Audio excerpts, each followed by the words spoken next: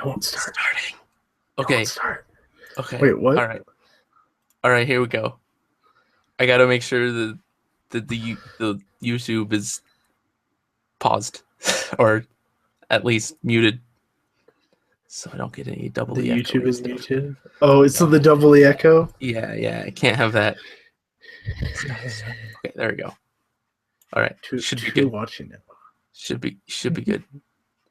Should be great. I'm gonna refresh this page. Let me make sure everything's all focused.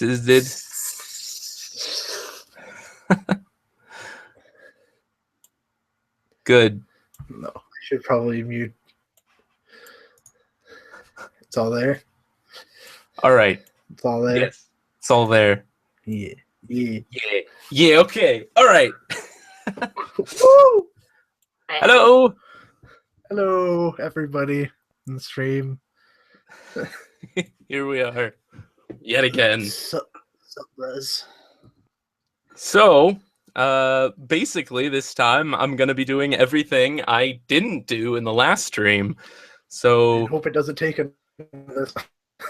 Yeah, just an ungodly amount of time. All right. So, I got some Lego sets, of course, but I also have some Ghosty Ghost model kits, and so I'm gonna spread them out a little bit. I'm gonna build one of these kits, and then I'm going to build a Lego set, and then some more kits, and then yeah. All right. So, should probably get started. What are you gonna build first? This thing right here. It's kind of a cheapo little ghost driver that doesn't do anything, but should be fun.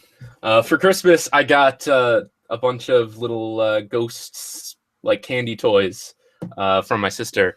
So, yeah, there's this little action figure that is kind of a little cheap thing. I don't know. But I got all these model kits here, and it's been a long while since Christmas, but I'm finally getting around to building them here. So, yeah.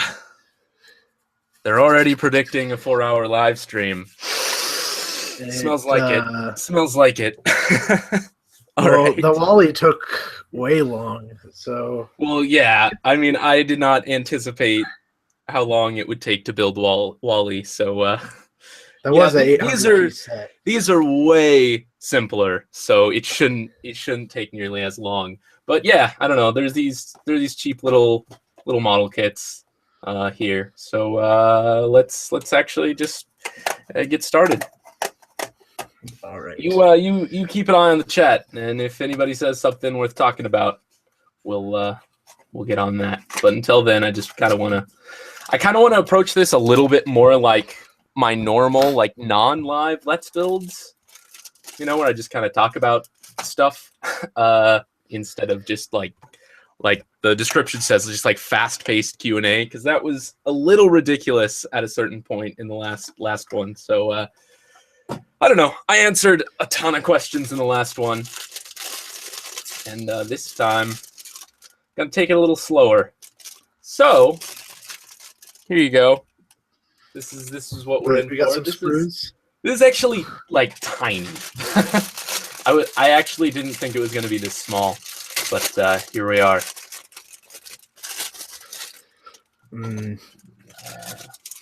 There's a question. We were talking about this yesterday when I was building my stuff. Your favorite Bionicle from the new sets? Definitely Umarak right now. He got Screamer got Umarak last night, and we were Skyping as he was building it. It's a great set, and yeah, seriously one of my favorite, if not my favorite, G2 set so far. It's just a good villain set. But anyway, here looks really cool.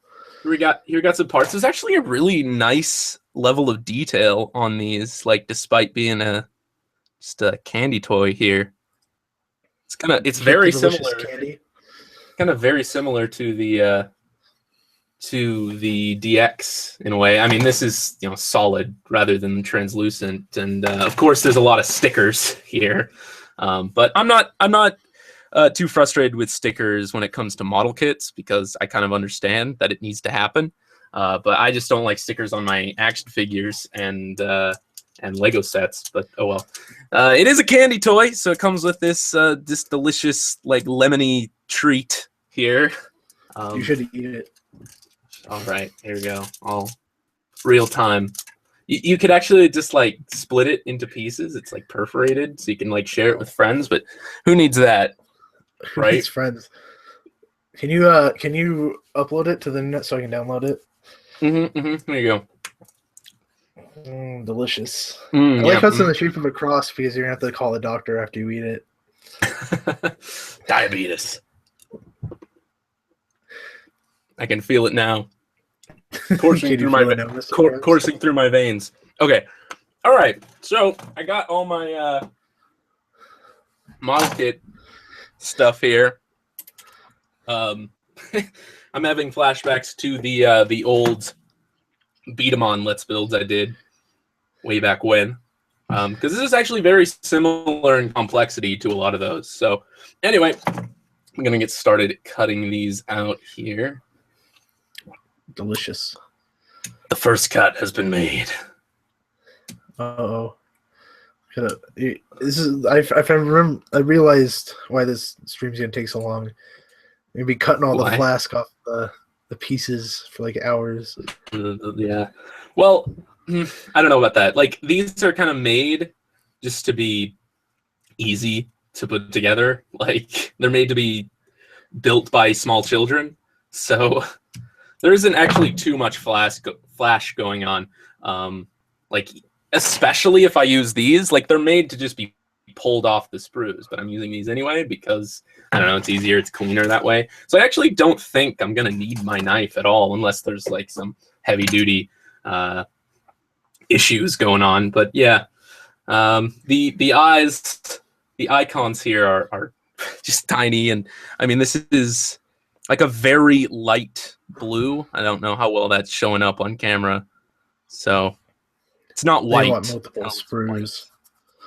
Yeah, but yeah, just two colors, and then everything else, all the orange is and all the gray and everything is stickers. I got this little tool from LBX Hyperfunction Kits that's really handy for applying stickers.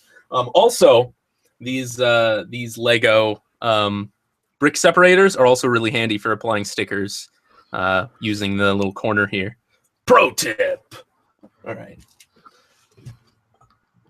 So actually, awesome.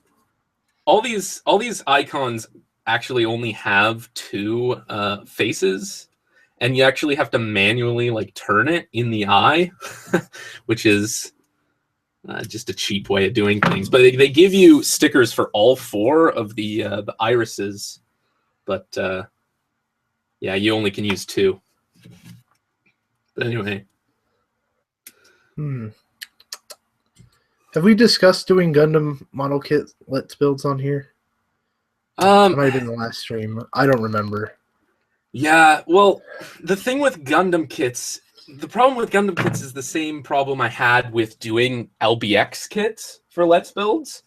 They're like, LBX kits are not as complex as most Gundam kits, I don't think. But even then, it's still too complex to be, I think, at least, without heavy editing. You know, I like not to have too much editing involved at all on these Let's Builds.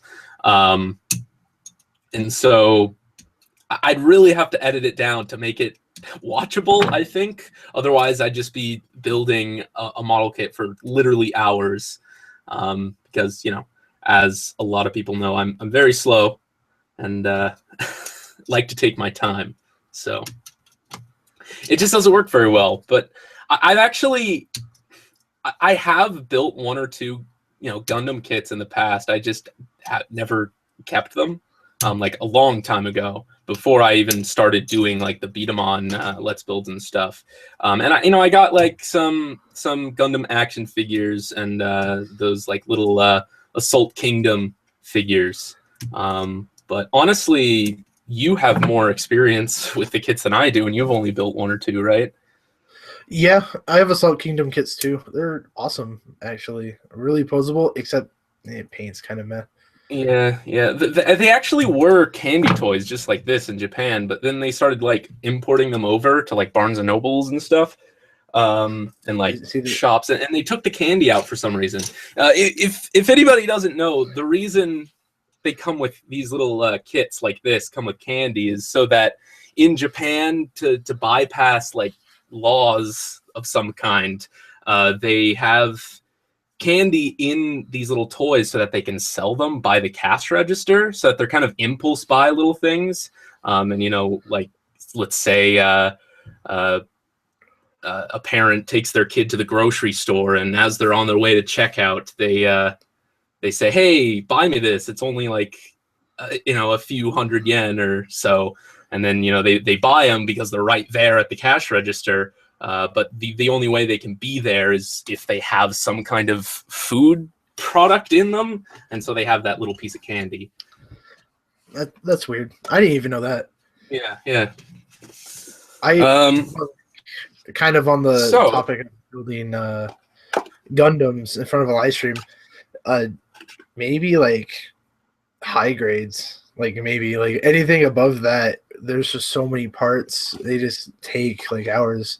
Yeah. If you really want to be careful with them, you got to like cut all the flask off perfectly. Yeah, I don't know. I feel like maybe like how I usually do Let's Builds, like an SD kit would be fine. Like SDs are super simple, so like that'd be about on par with what I'm used to. But yeah, I don't know. My local Hastings has a SD Galfigar. I was like, only if it was regular Galfigar, I'd buy it. Yeah. It's a shame. So well, the instructions for this thing. Hold on a second. The instructions for this thing are inside the box. You kind of have to tear the thing into sections to actually get the instructions here on how to put it together. I'm thinking I want to put the stickers on everything I need to before I start putting anything together, but we'll see. So yeah, there's the instructions. Yeah, snap it together. Yeah, it doesn't seem too difficult, but I just figure, I might as well make sure. Yeah. Let's see if I can prop this up or anything. Anyway, what were you gonna say? Well, last night we were discussing the leaks for the Bionicle 2016 summer sets. Oh yeah. Yeah. How do you feel about like? I don't know. I see a lot of people doubting them, and I think it's just because they're unexpected, and it's not. They don't think they're very good, But they definitely seem too realistic. Like they've got just enough flaws and just enough new pieces that I think they're pretty legit. But I don't know. We'll see. We're talking about the recently leaked summer 2016 Bionicle sets. I don't know. You got like that translucent mask of creation. If that's final, I don't know. What do you think about him overall? Well, I don't know. I like the idea of Boomerang the Destroyer, or whatever he was called, and like how he gets the mask of control and like imbues him with power, makes him stronger, and then like balance is thrown out. Chemo as like a full size figure, just all of a sudden he's Toei Nika and just gets taller. I don't know, the beasts look fine. Yeah. They're cool. What I'm really interested in is the story for this summer, because if you look in the background for these things, the box art, it really looks like everything is going to hell and the balance of nature is completely ruined, and that's interesting to me. It really is like the stakes just seem so much more dire this summer than they did last summer, I think. It's like apocalypse. Yeah, it really is kind of an apocalyptic thing. They released some story information on the Bionicle website. Have you gotten a chance to take a look at all that? I know you don't keep up to date as much as I do with Bionicle. But yeah, like as I was uploading the Let's builds for the sets, they uploaded story information, and so like when I uploaded those Let's builds, I talked about like my speculation on some of the characters and some of the concepts, and so I don't know if everybody knows that I film my Let's builds like all at once, basically, or at least in a couple of sittings, and so yeah, I film those like a week or so at least in advance, so I didn't know all that stuff, and I have to thank everybody who did correct me, because I mean that's good that you want to tell me where I went wrong or where I went right or whatever. But I mean, I usually see all that stuff like the moment it comes out. It's just I film stuff in advance, and that's just how it works.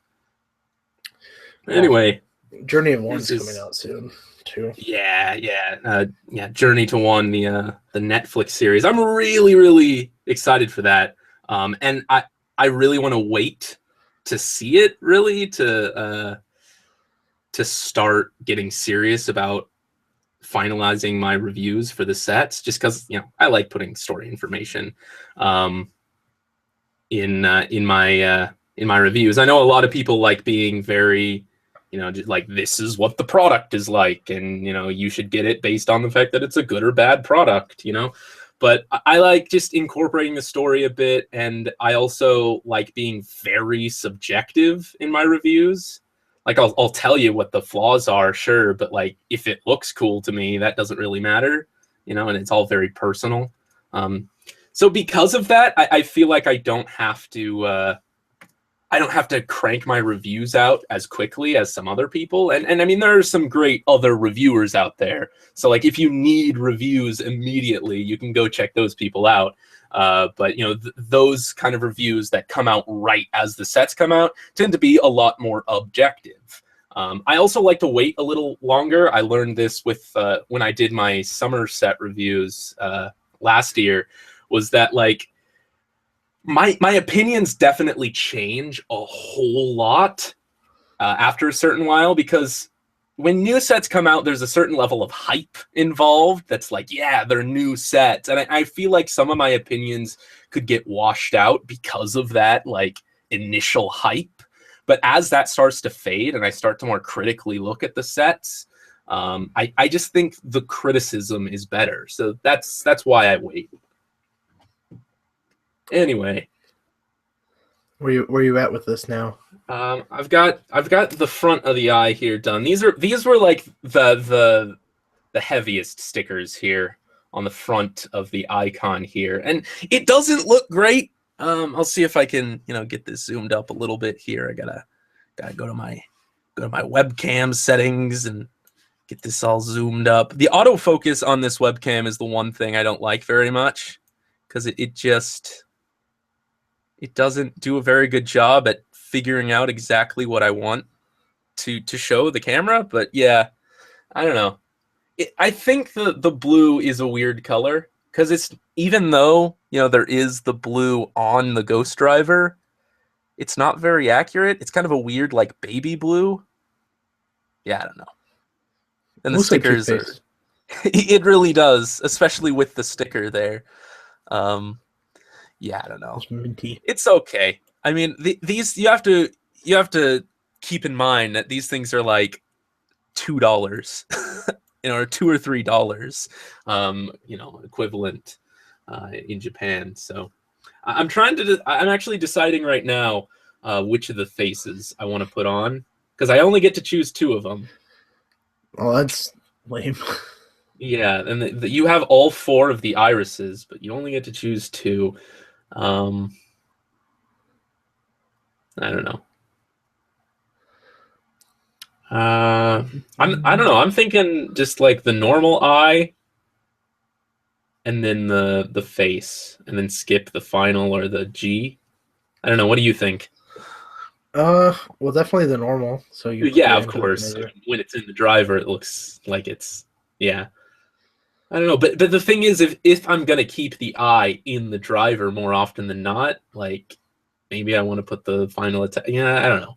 I'm just gonna put the two first ones here. Actually gonna minimize my settings here so that I can see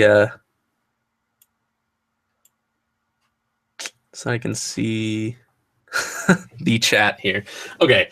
Huh.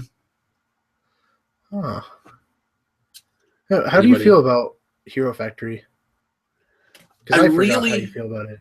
I really liked the toy line, and it's kind of unpopular opinion in a way. I don't know. It was very unpopular when Hero Factory first came out because it killed Bionicle, but I've always really liked CCBS, like ever since the really rudimentary Hero Factory 2.0 sets came out. I really liked the system. Like it really kind of reminded me of those some of those buildable action figures, from the early 2000s, and I'm sure they were around in the 80s and whatnot, that just kind of like the magnets in the joints. You know what I'm talking about? Did you ever see they any were of the those? other toy. What are they called again? Like magnetics or? Yeah, magnetic. I don't know. It kind of reminded me of that, but just much more solid. I always thought just CCBS is such a solid system. Like say what you will about how not as complex it is, as Technic, but it just makes such a solid action figure. And as somebody who collects the figures because they're like good toys and not quite for like their mocking potential or whatever, even though I guess that's half the fun. But actually, hold on a second. I think I did this upside down. It's all wrong. I should have paid attention. Okay, now I gotta. Fortunately, I didn't screw it up too much because I think I can pull this sticker off without too much of an issue. Should be able to use your X-Acto knife, right? If you can't peel it up normally. Just get a little corner under there. I didn't anticipate having to flip it around. For anybody who just joined the stream, we're building Ghost candy toys. Yeah, that's what we're starting out with. We got some Lego sets after this. So if that's what you're here for, then stick around or whatnot. I'm just kind of being careful here not to rip this sticker. And then,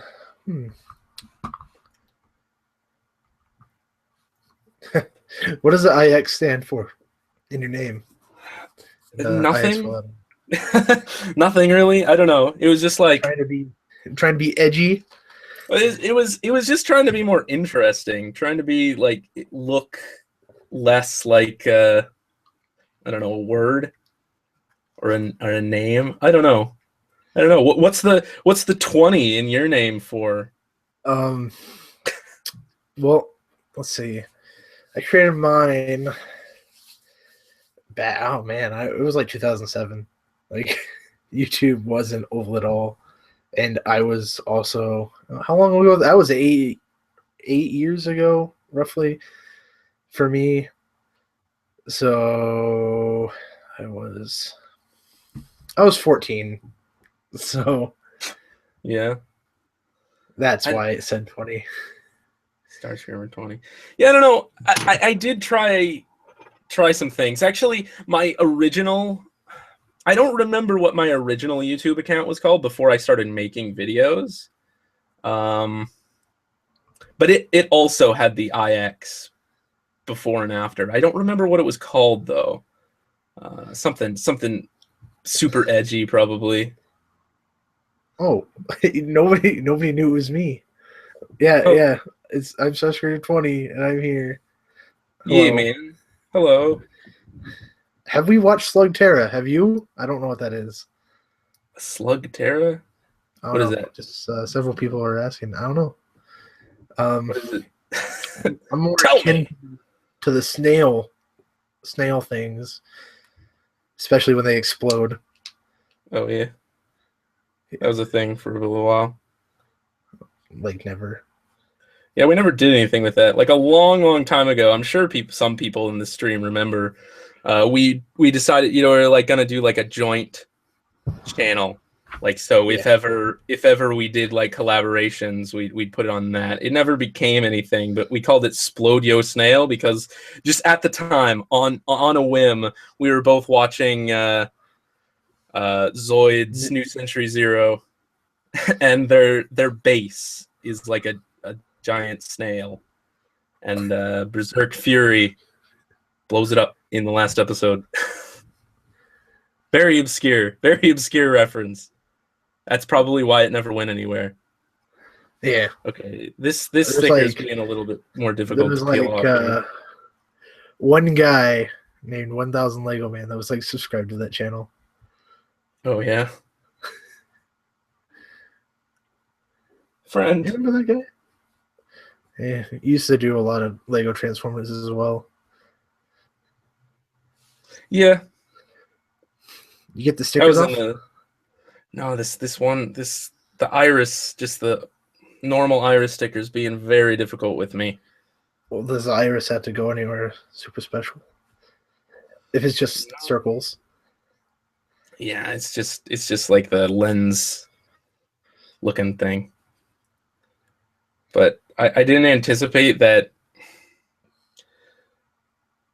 it'd have to be, not upside down. I just figured whatever, it's fine. But here we are. Complete downtime mode here. I'm just gonna go with one of the other faces. Oh, stick it on top. Or yeah, I don't know. These stickers are kind of cheap. Not that Lego quality. Yeah, they're not Lego quality stickers. So yeah, I'm just gonna go with a different face. Sorry about that downtime there, but it does seem like just the way that this goes in here, you have to put the sticker a certain way. So let's see. It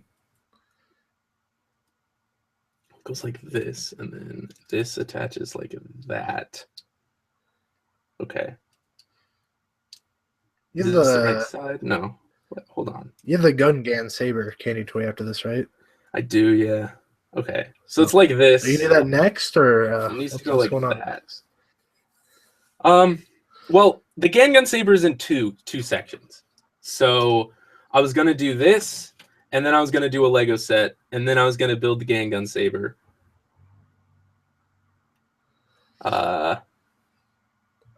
And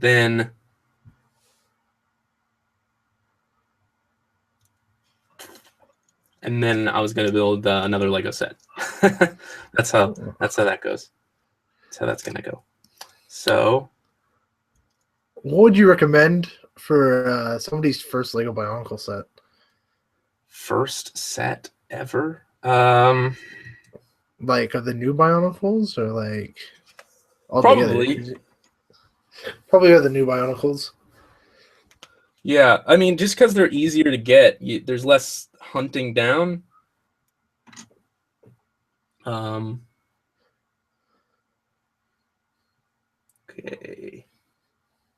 That goes on. Yeah. Okay. All right. There we go. So we're going with the G. G unit. I really like the way 2016 Onua looks. Yeah, man. Onua is easily my second favorite, and as like when he's combined with Terak, I don't know, he definitely does give Umarak a run for his money because he's so super robot. A giant hammer. He's got this giant drill hammer with a Gatling gun on the end of it. It's a super justice weapon. if I ever saw one. All right, so this is how the eye works. Sorry about that.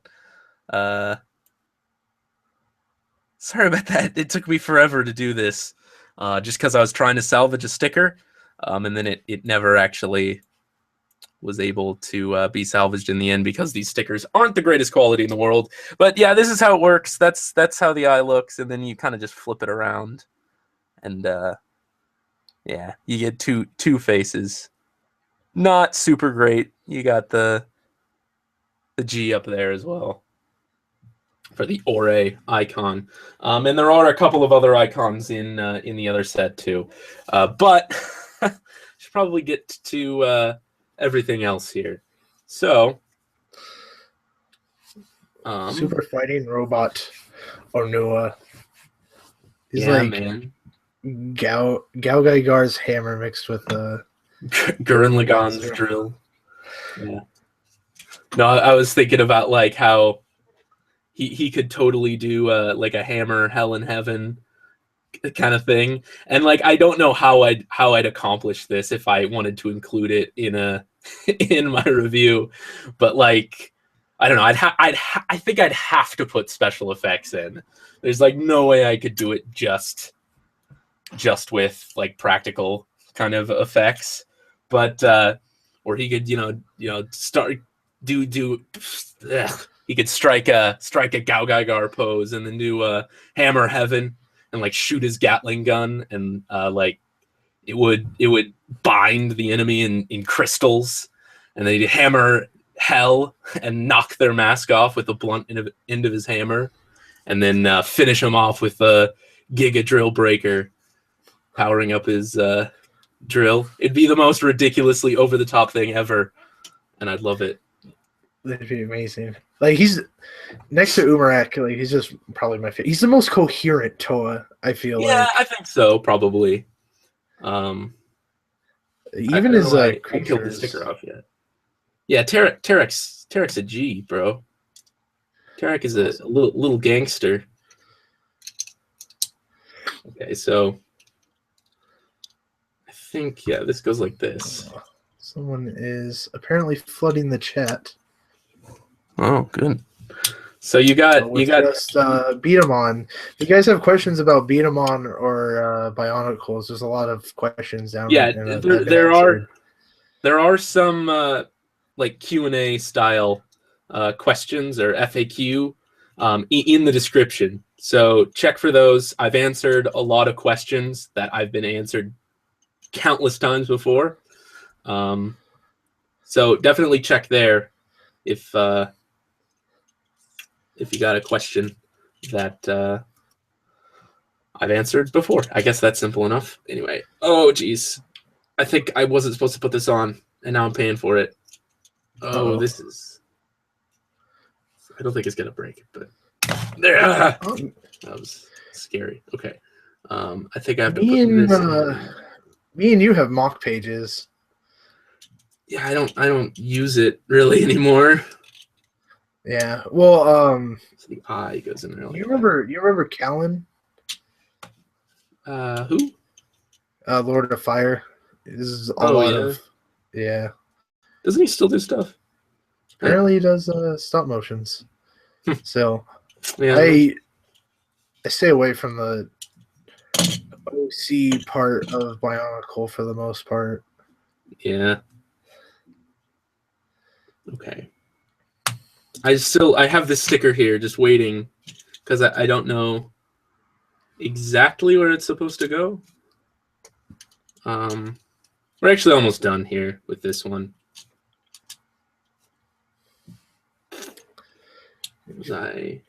Misplaying. Can this just go on friction? No, it has to.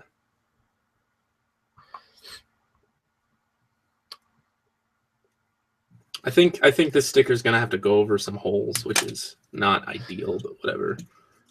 Aren't Power Rangers and Super Sentai the same thing? Not really. I mean, sort of. Power Rangers is the American adaptation, so I guess in that respect, sort of. But I mean, Japanese kids can apparently take a lot more heavy themes than American kids. So. Oh yeah, unless it's green beans. What? They don't, or no, it was green peppers. They don't like peppers over there. Huh. Well, there you go. Okay, so this sticker. Oh, speaking of Power Rangers, Jason David Frank was in Twin Falls at one point, jumping off the bridge. Oh. Yeah. Why? And then he posted about it, and my friends were freaking out. They're like, we gotta go find him. We gotta go find him. I'm like, where did I put that little sticker thing? Oh, there it is. Yeah, he was at one of the Comic-Cons I went to. The only Comic-Con I've ever been to. Yeah. in Portland. Yeah. You got me some signed things there. Yeah. I don't know. It was okay. I guess I'm not a convention person. I guess I could see the draw, but like there's just not enough there for me, and it's too much spending money on things I don't need. But I mean, this year, for the first time in like ever, somebody I actually care about is going to be there. But like, I don't want to pay like $50 for an autograph. But a lot of the Matt Smith era Doctor Who cast is going to be there, and that's pretty interesting. They were in Salt Lake, and my sister was really upset she didn't get to go. Yeah, but yeah, I don't know. I just don't really care enough about a piece of paper with somebody's name on it to pay like $50 just to stand in line for 2 hours and get their signature. But yeah, I don't know. Anyway, here's the little Ghost Driver. You get your it's stupid simple, and it took me forever just because of those stickers. But yeah, so you got this little icon, and it does that. It looks like that. It's not great, but oh well. It's neat. And then you do that, put it in and close it up, and you can. It doesn't actually do anything, but yeah, like I said, it's just a little cheapo grocery store toy. You can clip it to your belt, I guess, if you want. There is a belt clip here. See, I wouldn't want my driver to be that big. That way, it's not in the way. Well, maybe not this big. This is kind of excessively tiny. But I guess if it could accomplish all the things the normal driver could without being literally a giant brick on your pelvis, then there you go. But anyway, there's that. That's a thing. Okay. So let me just take a quick look at the chat, make sure everybody's there. Now another hour for the rest of the candy toys. Yep, that sounds accurate. Although next I'm actually going to be building a Lego set, and then I'm going to come back. Afterwards, I got the two Gun saber pieces here. They each come with an icon and like a half of the saber. I don't know why they split it up, but there you go. But next, I'm actually going to be building a Lego movie set. Just a tiny one, and shouldn't take too long. But knowing me, who knows? It's going to take extra long. It's going to take extra long. It's going to take the longest. So this is the, I don't know, what is this set even called, actually? Batman and Super Angry Kitty Attack. One of my favorite Lego movie sets is the Emmett's Construction Mech, which I have on my Lego shelf. I've had that for a while, and surprisingly haven't took it apart for pieces. And it comes with like the normal Angry Kitty, and this one has the Angry Kitty that's just got a face mouth. I'm almost tempted to make the kind of brick built face Angry Kitty where her mouth is like open, like 3 inches wide. But yeah, for just right now, bags aren't numbered, so it shouldn't be too difficult. Yeah, I'm just moving swiftly along here instead of taking my time in between. I want to get these built faster than the last stream took, so hopefully I can get all 4 or 5 things built in a much faster time than it took me to build a single set in the last stream. Are you gonna go see the Lego Batman movie with Will Arnett? I'll probably see it. Yeah, I mean, just out of my enjoyment for the Lego movie. I love the Lego movie. Lego movie is great. It's just fun and ridiculous and awesome, and it's got like the perfect amount of self-awareness.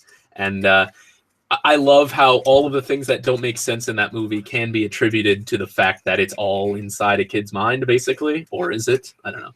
But I think it was really well done in how it was presented. And I hope the sequel's as good. Like, I hope the sequel doesn't ruin the magic of the first one. Apparently the script is finished, or at least the first draft of the script for the sequel is finished. So we'll see how that goes. Anyway, is there a mention of the cast yet? Well, I mean, pretty much everyone's going to reprise their role. What? Oh, Duplo aliens? No Duplo aliens? No, I think it's going to be. I think what we know so far is it's something about Emmett having like an existential crisis of some kind. I don't know. Sounds a little Toy Story to me. I guess we'll see though. It's probably going to be good. I can imagine.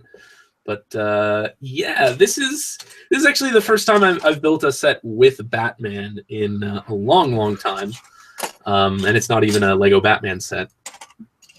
I remember when Lego Batman first came out, and it was before there were any of the Nolan film sets, and I built my own little tumbler and Batpod and things because I really was into The Dark Knight at the time. That Batpod was sweet though. Yeah, I remember buying, because I wasn't, either Bricklink wasn't very popular way back then, or I just didn't know about it. But I really wanted when the official Tumblr set came out. I wasn't really a big fan of the set itself.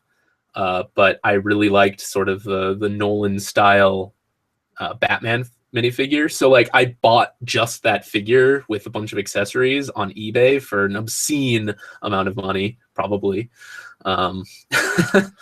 Is there a certain way this cape goes? I feel like this isn't quite right, but it looks symmetrical. Like so. I don't know if it matters. I don't even remember the last time I put together a minifigure with a cape. Capes are weird. Let's give him his smug little grin face here. They actually did update the Batman cowl at some point. It's less blocky than the original. But yeah, there you go. You got yourself a Batman. A man of the bat. A Batman. Let me move the camera a little bit there. There you go. There you go. All right. Now we get to give him his big grapple gun. First Batarang. That's probably important. Yeah, I don't know. I really I am interested to see how the Will Arnett Batman Lego Batman movie is going to turn out. Because there's something like there is something so, in my opinion, so perfect about him as Batman. Just as a goofy Batman, it was very surprising to me because when I heard he was going to be Batman, I'm like, what? But I mean, a lot of the voice casting in that movie is very inspired. So I don't know, much better than expected, and I do like that aspect of the movie. Well, I think it's refreshing to see Will Arnett in a role that doesn't make me cringe. Yeah. Honestly, the whole voice cast for the Batman movie seems hilarious to me. Like Michael Cera's Robin, apparently. Yeah, Michael Cera's Zach Galifianakis as the Joker. That could be good. But yeah, here's this gigantic grapple gun.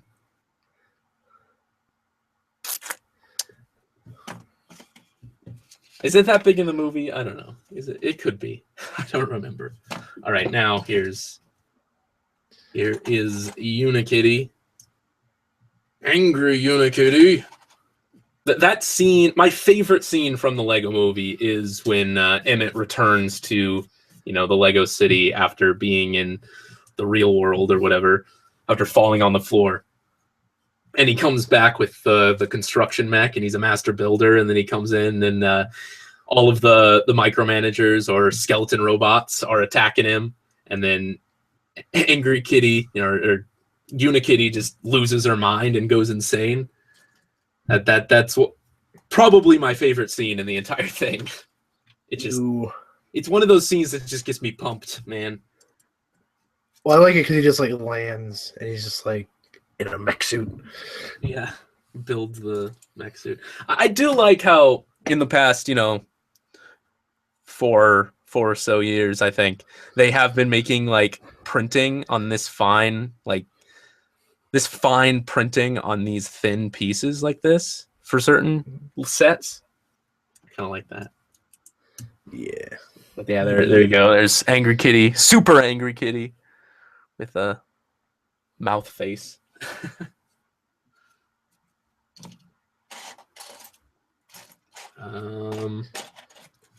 The printing on Minecraft sets is so small. Yeah. There's a lot of good pieces in those Minecraft sets, and like I don't want to really get the Minecraft sets because they're a nice concept, and when I first saw them, I wasn't too interested in them. They looked kind of weird. They looked far too simple, but I guess that's really the point. But the more I saw like the design process of the sets, I watched what are those videos where the designers kind of talk about the sets and what they do and how they designed it on the Lego channel. I know what you're talking about because I watched a couple of those, and they did really make me appreciate those sets a bit more. And they got some great pieces that so far I think are exclusive to a couple of them, but it's kind of the same I don't get into those for the same reason that like I don't really want to get too into Gundam model kits, is that like I just buy all of them and have no money, and I don't want to do that. All right. You got robot skeleton. Yeah, robot skeleton man. It actually doesn't have me build this guy yet for some reason in the instructions, but he's technically a minifigure, so I don't know. I think I give him a gunny gun. Gun. Shouldn't there be a little eye piece? Yeah, here. Little Baraki eye thing. Yeah, there you go. There you go. So there's that. So there's the minifigures. Now we're building a micromanager, which has a pretty fun action feature where it explodes, from what I can tell on the box. Yeah, this set is actually, I think, over a year old at this point, but yeah, I just got it as a small gift for Christmas, just like pretty much all this stuff. You needed Angry Unikitty anyways. Yeah, I know. I wanted a Lego Movie Batman, which is something I don't have, and I wanted Super Angry Kitty so that I could have it displayed with the normal Angry Kitty on my shelf. Because the idea with that whole display is like in the movie when she comes and when she comes around and she's super angry and destroys all the skeletons, she's so fast and like bolts all around that it almost looks like there's multiples. So I kind of want to have multiple Angry Kitties flying around beating up skeletons. Skeletons. Yeah, there's one or two skeletons come in that Emmett's construction mech thing. That set. I know a real life skeleton man. What? Yeah. Real life skeleton. His name's Andy. Yeah, he's thin as a twig. We call him a skeleton.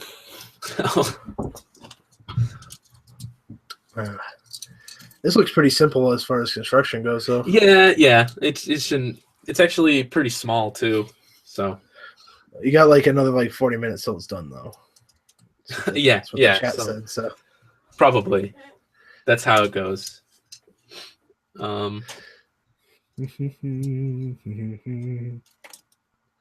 Oh yeah, you were gonna tell me some stuff about Bionicle last night, and then you said you wanted to save it. Yeah. When you were building Umarak last night, I did want to talk a little bit about Umarak and the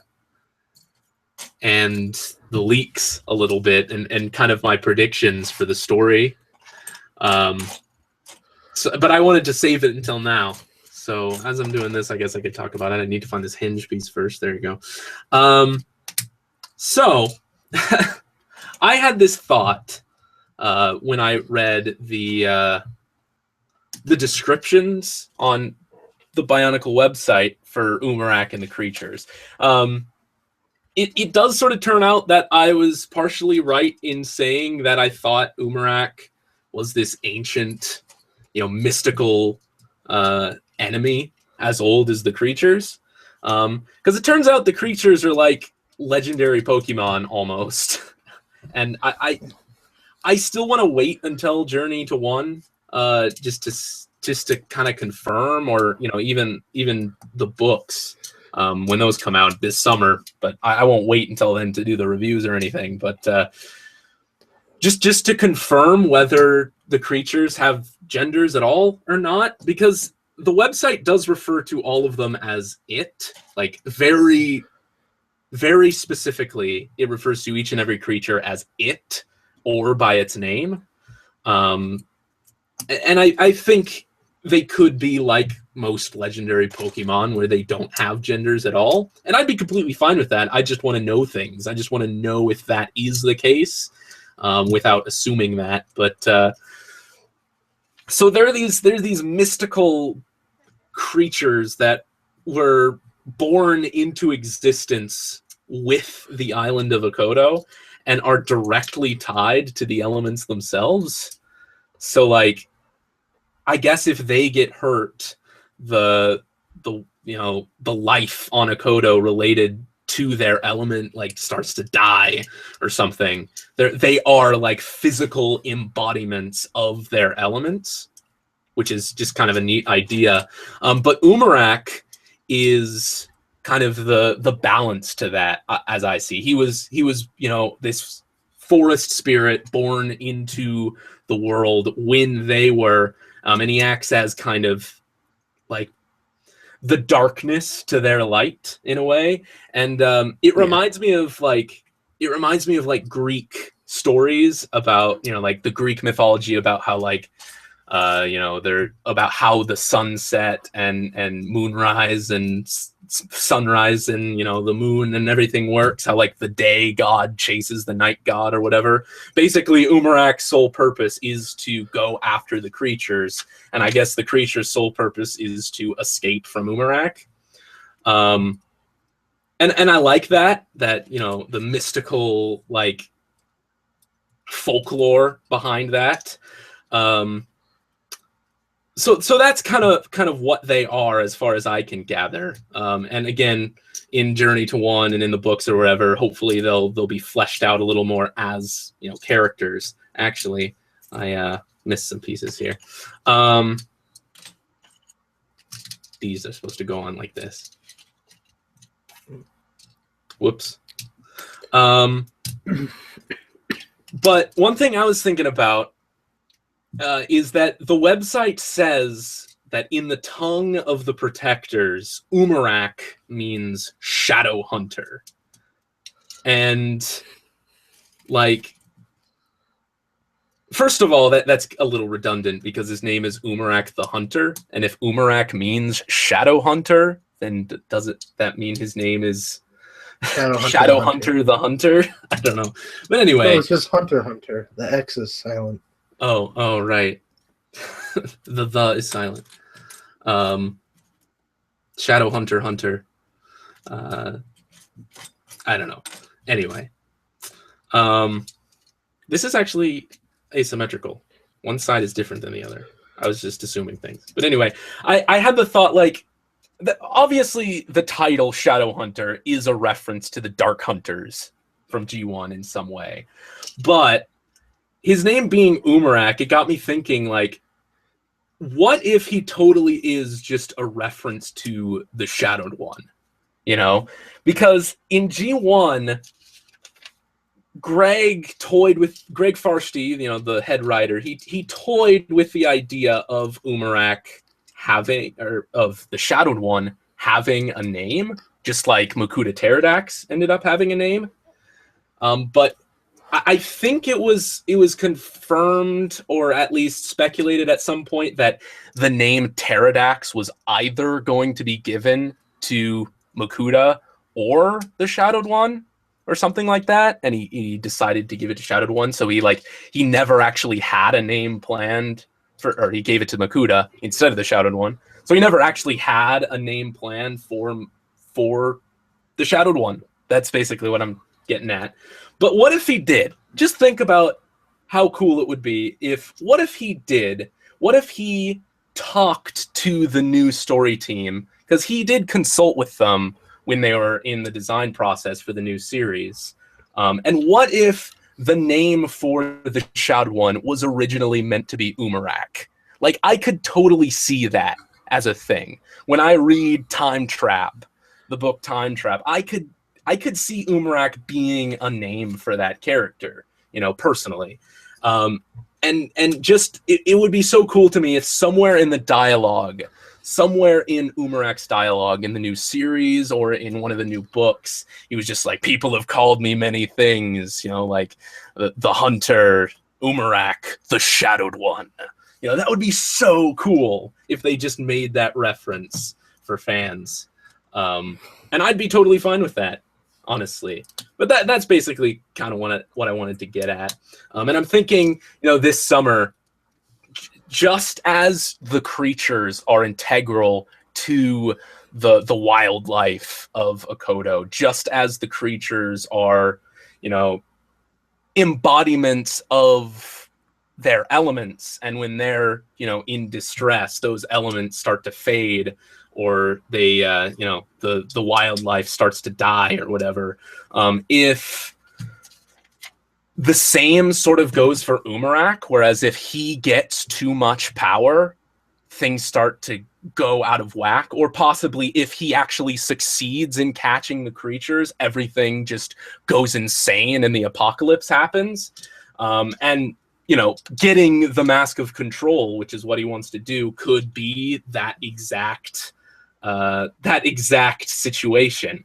You know, the Mask of Control isn't supposed to be in the hands of somebody like Umarak, so that when he gets it, everything is thrown out of balance, and he goes insane and is this hulking monstrosity demon thing.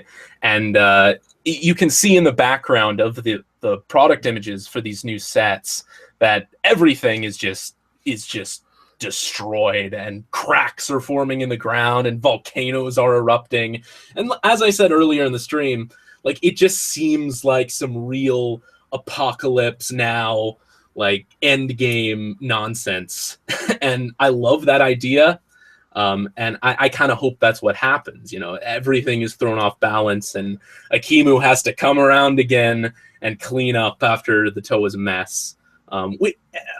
Just Akimu showing up, and the fact that these new sets seemingly have more drained masks, just like this last summer's sets, makes me think that maybe the Toa actually lost. Maybe the Toa actually lose in this winter story.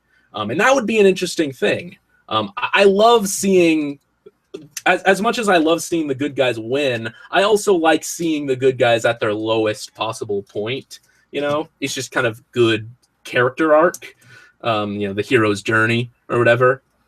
And so I do like it when the heroes lose for a change, just so they can come back and you know, triumph ultimately. I like that kind of story arc, and it seems like that could happen. But I do think that after a certain point, the Toa need to stop relying on Akimu's power.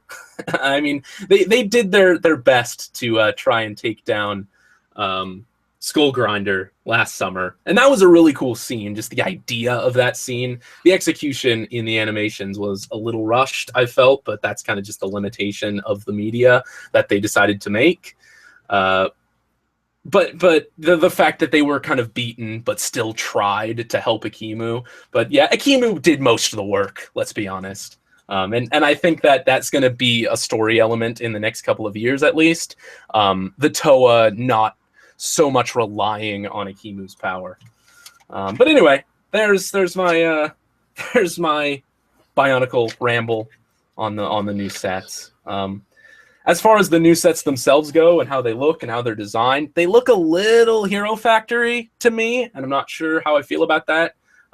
They seem a little like the love children of Invasion from Below and Brain Attack. So I don't know. I'm sure they'll be better in person though, and I can't wait to see if they're going to be at Toy Fair this year in person and on display, because I really want to wait on that before I make any snap judgments. And of course, I always like having the sets in hand before I kind of judge them too much anyway. So I don't know. We'll see. Somebody said that on the Storm Beast, there's something reminiscent of United Kopaka's mask with something fused in it. Yeah, like I said, with the summer sets of last year, where they came with drained versions of the Toa masks,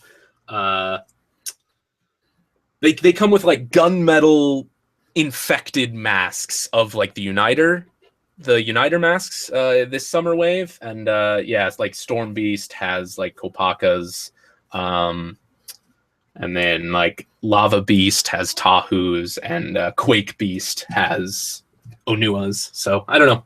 We'll see if those are real things, because it turned out that like Kopaka's drained mask wasn't a real thing that actually happened, and neither was the Lord of Skull Spider's golden Skull Spider mask. That never actually showed up in the story. I was hoping it would in Revenge of the Skull Spiders, the last book that came out, but it didn't apparently.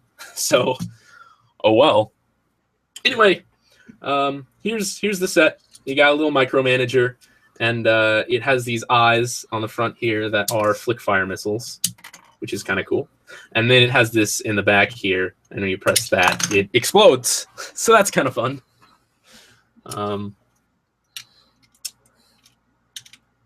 But yeah, what I like about a lot of the Lego movie sets, and especially about the micromanager robots themselves, all of them are kind of differently built, and I like that. They're very like cobbled together, slapdash robot villains.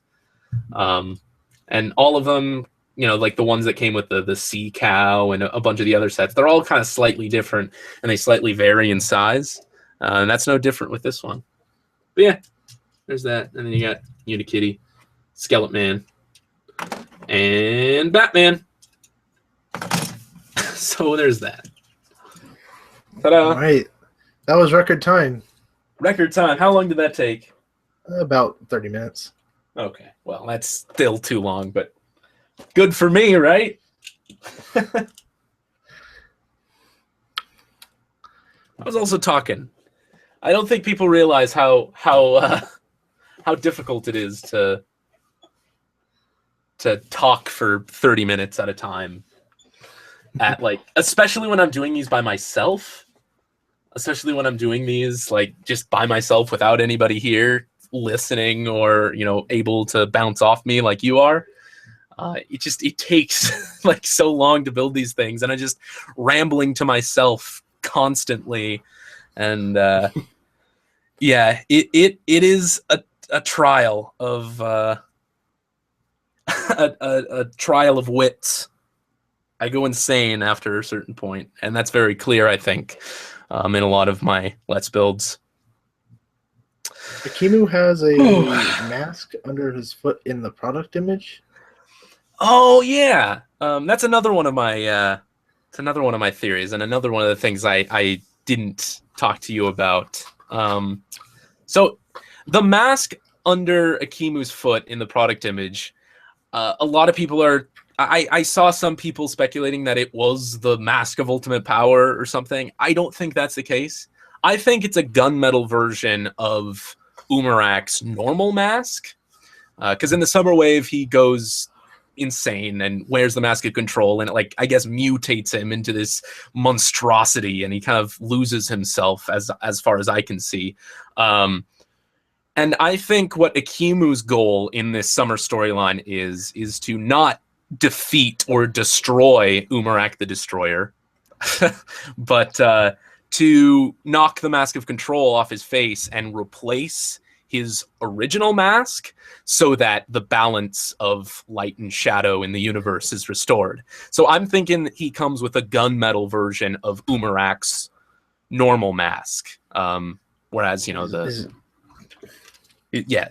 mask he comes with in his hunter set. Yeah.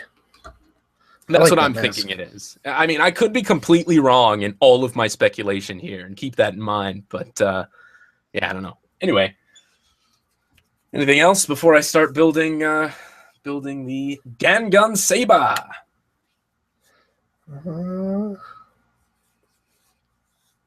What's your theory of the translucent mask, Akimu's? Blue mask. I don't know. I think it's kind of cool. I don't know what exactly it means. It could just be like Akimu using his, like, he's never had to really, I don't think he's ever really had to power himself up to the extent that he is now. Like, with his Hammer of Power and with the Mask of Creation, I think he has the abilities to upgrade his own armor and upgrade his own body. And I don't think it's ever called for such an upgrade before. But I think it's possibly just something he can do. And all the blue and everything is just kind of a representation of that. Because, you know, he upgrades all the Toa seemingly with those, you know, crystal armor pieces and everything. And so maybe that's kind of what that is. It could also very well be a placeholder for something else. Because the images do seem pretty preliminary. None of them have any printing or anything on them. Speaking of printing, Umarak the Destroyer has Onua's chest piece, which means he's probably going to have stickers, which I'm very cross about. Is it just like a quota that Lego has where every year they need 2 Bionicle sets with stickers in them?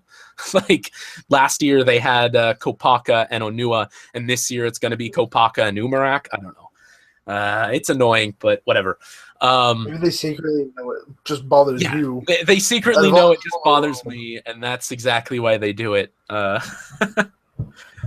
I don't know. One bummer thing about these leaks, as far as I can tell, is that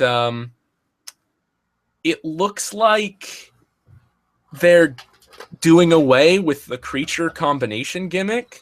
And I really would have liked to see Akimu have the ability to combine with the creatures, which it doesn't seem like he does, having his Mask of Creation with the crown up top. But again, that could be a placeholder, and we'll see. I think it would be cool to get a version of the Mask of Creation that's compatible with the creatures, but I don't know. And it would have been cool to see Umarak the Destroyer combine with the beasts. That could possibly happen. Again, we've only seen those single pictures, and we don't know what the backs of them look like or anything, or what any of the gimmicks are aside from a couple deciphered gear functions. So I don't know. It's all up in the air. For all we know, this is all an elaborate ruse. They could be complete decoys by Lego so that we don't see the real sets. I don't know. That seems ridiculous to me, but I've heard that as something somebody said on other forums and things. But yeah, I don't know. We'll see. Hopefully they're on display at Toy Fair and they look a little bit better than the preliminary images we allegedly have seen so far. Anyway, hopefully that there's somebody at Toy Fair who knows how to work a camera properly. Yeah, I don't know. I'm not a fan of how the Lego team poses their figures in general. I think they could do a much better job at making the sets they design look a little bit better overall in their images. But yeah, oh well. I'm sure I've talked about that before. Anyway, let's actually get to building the next thing here. This is similar to the Ghost Driver I built earlier. They're candy toys, but they're split up into 2 parts here. And this is the Gangun Saber. Also available, I think, are the Ghost gadgets that combine with this, like the Condor phone and whatnot, which is sold separately. I don't have that here. I don't know if I'm going to get it. The Gangun Saber is easily my favorite Kamen Rider Ghost toy so far, the DX one. It's just so versatile, does so many things. It's just a good design. And this seemingly does everything the DX version does, despite not having any sounds and being a cheap little thing. You know, it has all of the form changes at least, so that's kind of cool. Yep, again, like I said, split into 2 parts. It looks like this one has the majority of the saber, and then this one has the smaller section. And then this one comes with Edison, and this one comes with the Musashi icon, I think. So, yeah, we'll see how that goes. Number 2 is first, so let's crack into that one. Here we go. Yeah. Also, for anybody waiting for my my next wave of Kamen Rider Ghost DX toy unboxings, I know not very many people watch those, as you know, the people who watch my other content like Bionicle, Let's Builds and reviews and stuff. But I know there are, you know, a handful of people out there that really like those. I have them all filmed. In fact, I filmed them while I was uploading the Let's Builds for the summer sets. That was just kind of bad timing on my part, because I wanted to open up the boxes. I didn't want to wait until I'd uploaded everything. So I filmed them like over a week ago at this point, so they're like a little outdated as far as the content goes, because I did talk about some Ghost episodes that recently came out, and I also talked about the fact that the shipment was delayed because of the holiday season, and now the holiday season is like a month ago, and things like that. You'll see when they're out if those are videos you like to watch. But I'll start uploading them probably this coming week after this live stream, of course. And that's the Spider Lantern, the Benkei icon, the Boost icon, and the Sunglass Slasher. So, yeah. If those are something you enjoy, then stay tuned for that. But anyway, here we go. Here is the next one here. Hopefully it'll go a little bit smoother. Hopefully I don't botch up a sticker and have to do something off camera for 15 minutes. Okay, so again, very similarly well detailed. Like, the detail on this is actually really good. Like, look at that. Yeah, a lot of this is going to be covered up by stickers, which is unfortunate. I don't know. If anybody's built these before, I'd really like to see them like painted up. Like if you're a good, you know, modeler, and have like paints and things, I think these would look excellent. But like just all painted up like the DX toys are. But yeah, it's pretty good. Anyway, piece of candy. I'm actually just gonna save this one for later here. I already ate one of those in the first one I did. They're pretty good. Like, for anybody who has never had candy toy candy before, they're kind of lemony. At least these ones are. The ones in the Kamen Rider ones, they're a little lemony, kind of just a fruity little candy that melts in your mouth. Pretty good, pretty good. I don't know what I was expecting. Like, they'd kind of been hyped up for me because everybody who I'd seen who got these candy toys, like Vangelis specifically does his own little builds. He's a toy reviewer, and he did some candy toy Let's Builds in the past, and he always talked about how delicious they were, and so it kind of got hyped up for me. And I don't think they quite lived up to that expectation, but I didn't really know what to expect in the first place at all. But they are pretty good. They're pretty good. I thought the candy used to be awful. People complained about it. Really? Because you're not like supposed to eat it. They just need it for those laws. So well, yeah. Good. There are some candy toys that have gum in them, rather than the little hard candies that melt in your mouth, like these. These candies are very similar in like texture and density to like a kind of like a sweet tart almost. I don't know what the equivalent of that would be in other countries. I don't know if that's just an American thing. But yeah, they're kind of like Smarties or sweet. They're a little softer than like Smarties, but they're kind of sweet tart-esque in a way. This is actually kind of a rubbery plastic. So that's a thing. I guess even at this scale, they don't want you hitting people with it. So there's that. On this it is hard plastic. It's not this rubbery kind of material. So that's a thing. But anyway, what was I talking about? Yeah, the candy. Candy. It's good. Ooh, what is a candy. sweet tart? They're just kind of like sugar glued together. yeah, it is kind of just sugar held together by air. I don't know. Like I said, I don't know what the equivalent would be in like the UK. I knew the name at one point of what they have over there that's kind of similar. They have the same thing in Canada, and yeah, we get them here because we're so close to Canada. Aren't Smarties completely different in Canada than they are in America? Like they're called the same thing? It's like a different candy. Yeah, completely. They're called the same thing, but it's a completely different candy. Yeah, that's weird. So, I don't know. So, they were like, oh, man, let's see if I can look it up on the Google. Yeah, see what the Google says about how it defines them. Canadian, oh, god dang it. You get put into a group chat, and it's like 1,000 messages. Canadian Smarties. Here we are. Yeah, Canadian Smarties are more like those shockers. Like yeah, they're called shockers over here.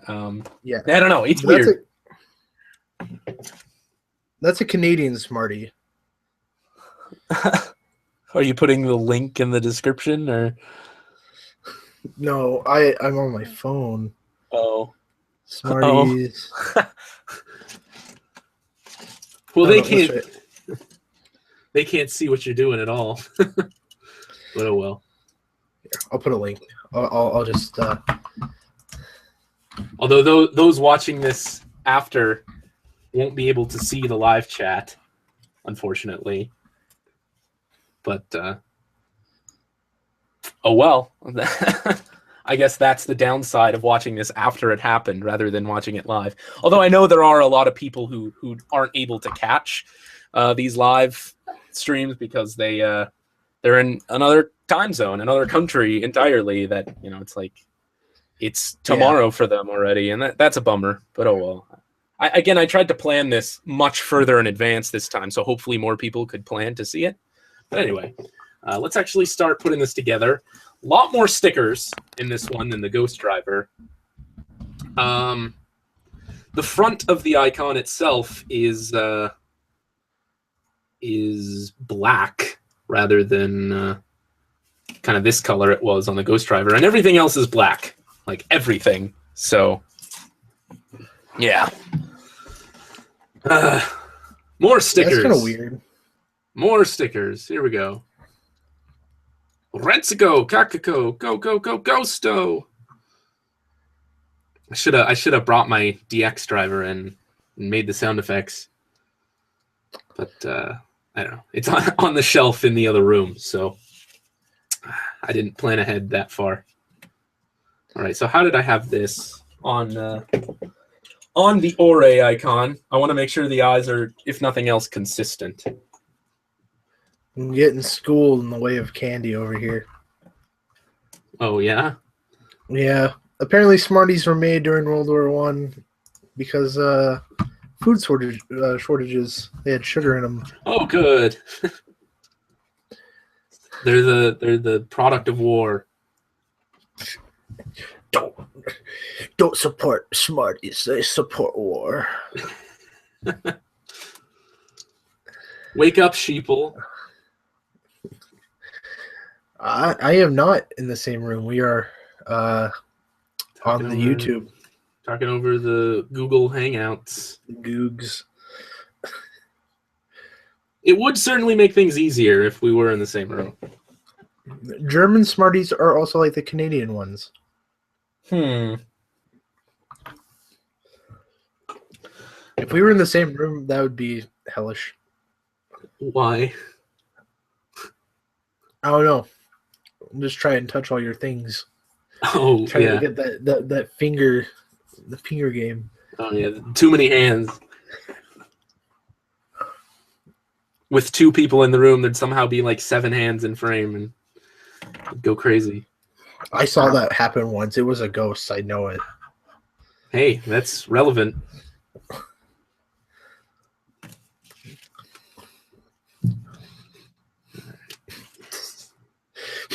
I guess they were called Smarties because they were smart for the time. That was bad. Yeah, he admitted to it. Well, that's good. At least. Is anybody Canadian here?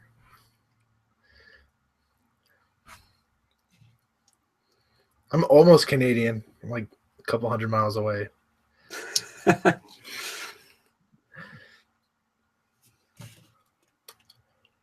All right. I'm going to need the instructions at this point now. I'm realizing. Which means I got to rip this into shreds. You should cut out the pieces individually. What do you mean? Like, use your X-Acto knife and like cut them out individually.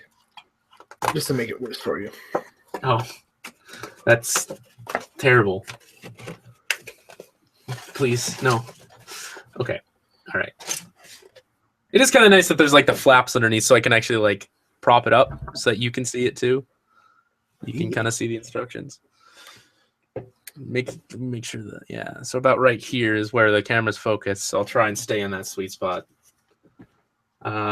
So because of the way these eyes are, the stickers, 19 goes on top here. What? No. Huh. I don't know. Anyway,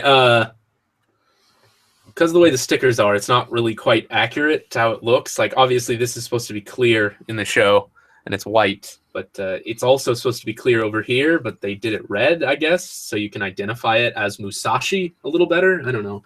The instructions here say that this sticker is 19 and this sticker is 20. But on the actual sheet... Oh, wait, hold on. No, these are those stickers. What are these? What is this? What's this action going on here?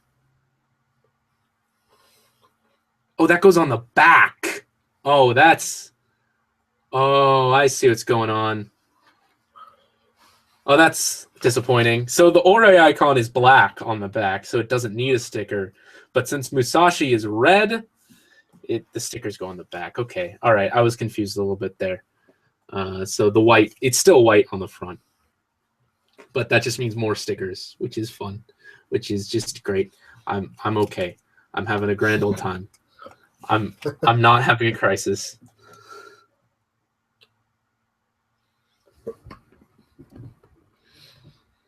Okay. So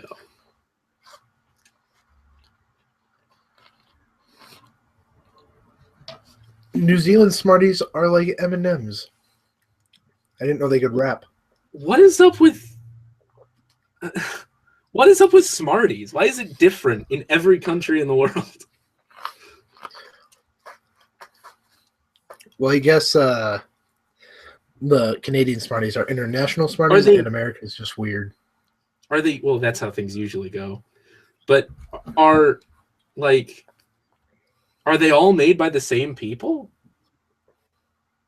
Or are they just called Smarties and made by different companies? That's what everybody signed up for when they clicked on this live stream, is talking about Smarties and nothing else. International Smarties are made by the worst company in the world, Nestle. What? Yeah.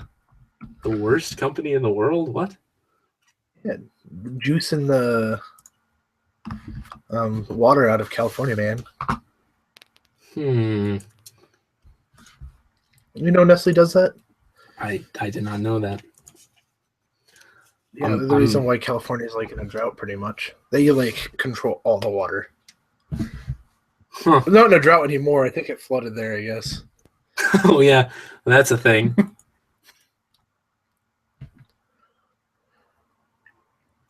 I mean, that for a while, like I live in Oregon, and for a while, like while California was in a drought, just one state up, everywhere was flooding.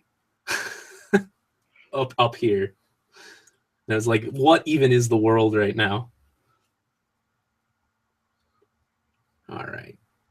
Okay. So here you go. There you got a sticker. There's a mustache icon. It's a mustache, you idiot. Nah, it's Musashi, man. Can't go, Super Tacho, can't go. You guys want to talk about Smarties? I got an extensive knowledge of candy. I've seen things. All right. So how does this go? So just go on like this. Just gonna ballpark it. Hopefully I don't screw something up. Like, I understand that they probably can only put 2 colors in one of these kits because they're so cheap. But, like, it would have really been nice to have a 3rd color here. Like, I feel like red is mandatory for Musashi because this sticker really isn't cutting it for me. Looking like a Pokeball. It also, oh yeah, actually, that is totally just a Pokeball right there. Icons, gotta catch them all.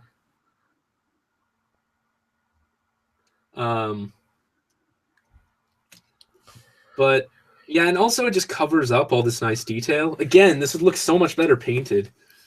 I just am a stupid fish when it comes to like a fish out of water when it comes to stuff like that. I mean, seriously, like if I touch paint, it's everywhere. I like tried to touch up the paint on one of my toys once, and I just got it everywhere, and I was just like, this is terrible. And so I sent the toy back. I was like, just give me a new one. It was Amazon, so I mean, Amazon is like super stupid. Like not super stupid. Amazon's great, but they're super like stupid nice, and the customer service is so excellent when it comes to like returns that you can basically just say like, I don't want this anymore, and they'll give you a full refund within 30 days. It's fantastic. But yeah, the paint was kind of, I don't feel too bad because I got the toy and the paint was all screwed up. And so like it was a defective product anyway. But yeah, I tried fixing it, it didn't work, and I'm just like, I'm awful at paint. And that's another reason why I don't really want to get into Gundam kits too much, is that I'd want to paint them because, you know, I'd want them to look good, and just especially the kits that have a lot of stickers. Like, I'm not sure if I want that in my life. Like, these are cheap little things, whatever. But if I spend like $30 on a model kit, you know, I want it to be decent, and I want it to look good on the shelf. And I guess I have all the like the Dambal Senki LBX kits, and those are fine. But if I ever did get better at painting, I totally would strip all the stickers off of my LBX kits and start painting them. But I mean, I gotta get good, scrub. So yeah, I don't know. I'm just a lame fish. Okay. So more stickers, which is fun. What? How's this work? So what? Why is this a thing? Oh, that's probably why. I figured it out. So you have the handle here, and it has a hinge for some reason, and it's so that you can plug in the bottom section. When we build the second model kit and have the second half of the Gangun Saber, it plugs into the bottom. But instead of just plugging in, you open up the handle, if I can do it here without breaking something. You open up. I just cut my nails yesterday, so it'd be so much easier. Let's see if I can split it apart with this. Hey, this is actually working. I think I might be a smart. Okay, so you open it up like that. Yeah. Jokes confirmed. Jokes. All right. Jokes. So yeah, you open it up and then you put the other half in, and then close it back up for the Naginata mode. But like, this is really tight, this connection here. Hopefully that'll loosen up over time. But right now it's kind of a disaster. Okay, so now more stickers. And it just seems like the stickers are on one half of the saber. So one half of it's gonna look really bare, unfortunately. How does this go? It goes on right here. These stickers, if nothing else, the quality of the sticker itself isn't excellent, but if nothing else, they seem to be cut pretty well and designed pretty well so that they go where they're supposed to without too much of a problem. So at least that's good. The problem I have with Lego stickers is that, like, they're great quality stickers. They're very plasticky and they stick extremely well. But, like, a lot of times they give a little bit of extra room on the corners of the piece as to, like, where the sticker is supposed to go. And lining it up can be a little bit tricky because it's kind of not exact. Lego kind of leaves it up to you to position it exactly where you want it on the piece in a lot of instances, not always, but and that's kind of, I like being told what to do. And I like those instructions to be good. But yeah, there you go. There's the handle. And it looks okay, but from this side it's just bare and black. So again, another thing that only would on look, half. yeah, I don't know. Just because it's another thing that would look much better painted, of course. All right, so there's this tiny piece, and you get this, and this seems to go through here, I think, or maybe, well, I got to look at these closer. Goes like this. Okay. So this is this way. And it goes in like so, I guess. Why? What is this for? What does it all mean? And this attaches here.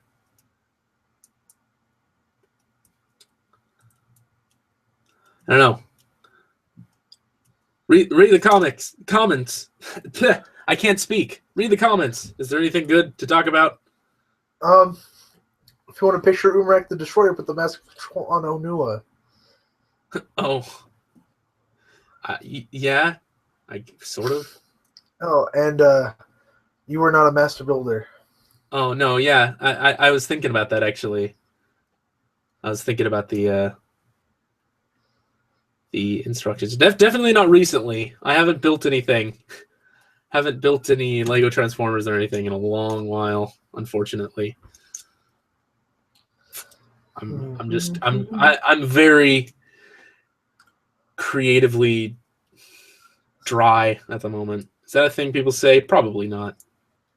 You're in a rut. I need to get you a new shirt. Yeah.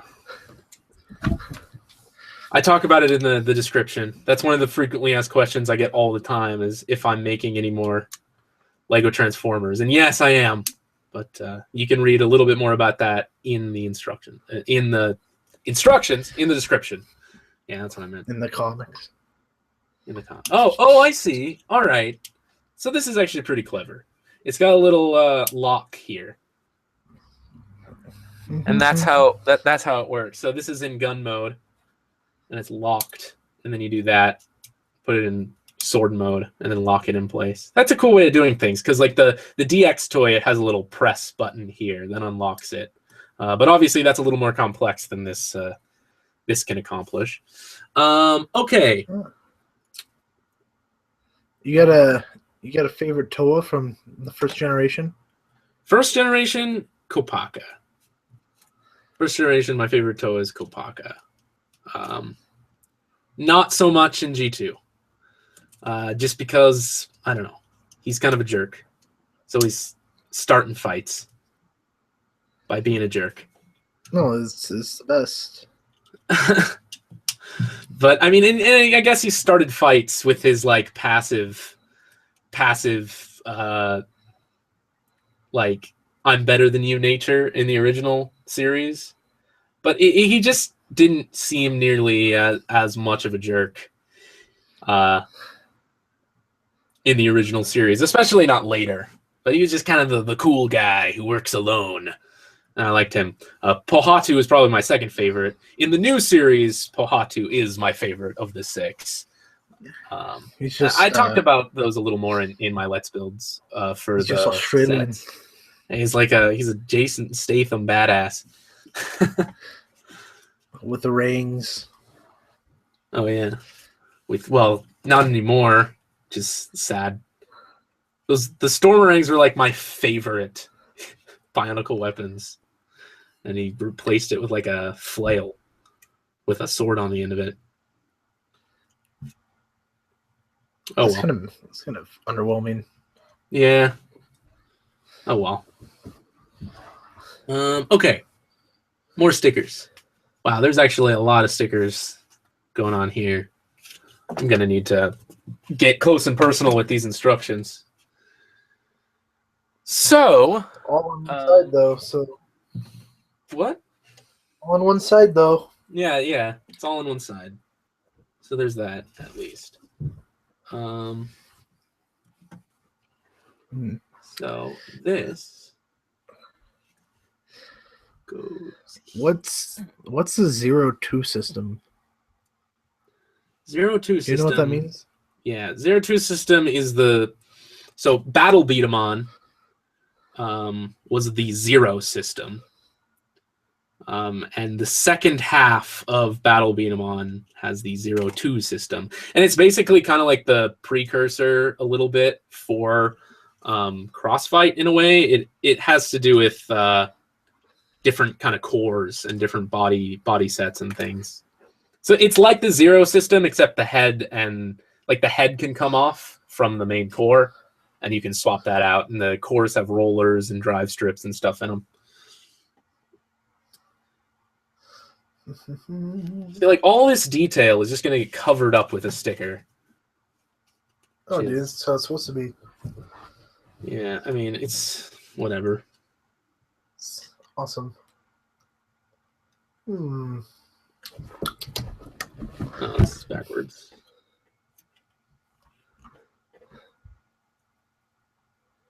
You paying attention? Yeah. To that chatty chat? They're mostly talking about a fox. Fox guy. Yeah. Okay. Chatting amongst themselves, I guess. Yeah. You gonna do another Lego Gundam?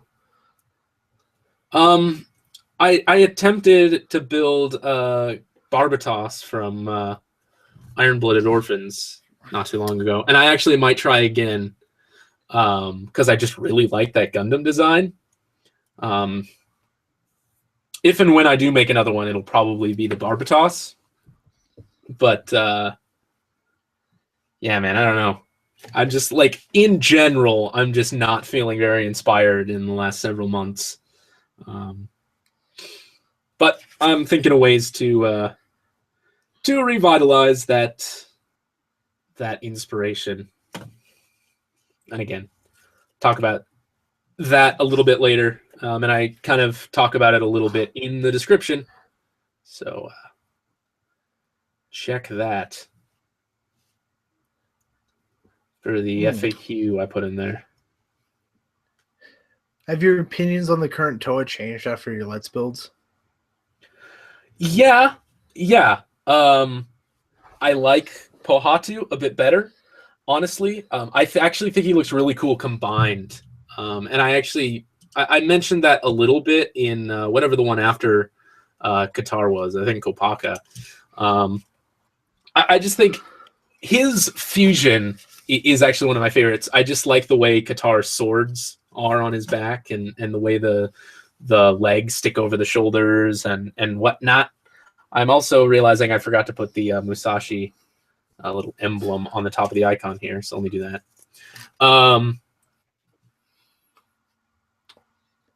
Gali is probably my least favorite of the bunch for a lot of reasons that I'll get into in the review, obviously.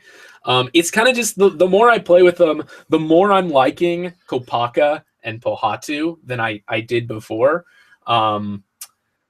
And the less I'm liking Gali, just the way she's built, and she's just kind of awkward. Like I'd take like kind of all over the place and colored strangely over just sort of awkward any day. Like just Gali's just sort of awkward to me in a lot of ways, and I'm not sure I like that. Kopaka looks a lot better in person, I think, and he's really growing on me. I definitely think the 3 larger Toa are above and beyond better than the 3 smaller Toa. Onua is my favorite of the Toa. Tahu is my second favorite. Kopaka is probably my third. And then I'd probably say, despite the way his shoulders are built, Liwa, and then Pohatu, and then Gali. Umarak alone, I think, is the best set in the wave, just as a standalone figure. But there is something about Tahu combined with Akir and Onua combined with Terek that's just really impressive to me. And I don't think Umarak looks nearly as impressive as any of the Toa combined with their creatures, as he does combined with any of the creatures. Like, there's just something off to me about Umarak combined with the creatures.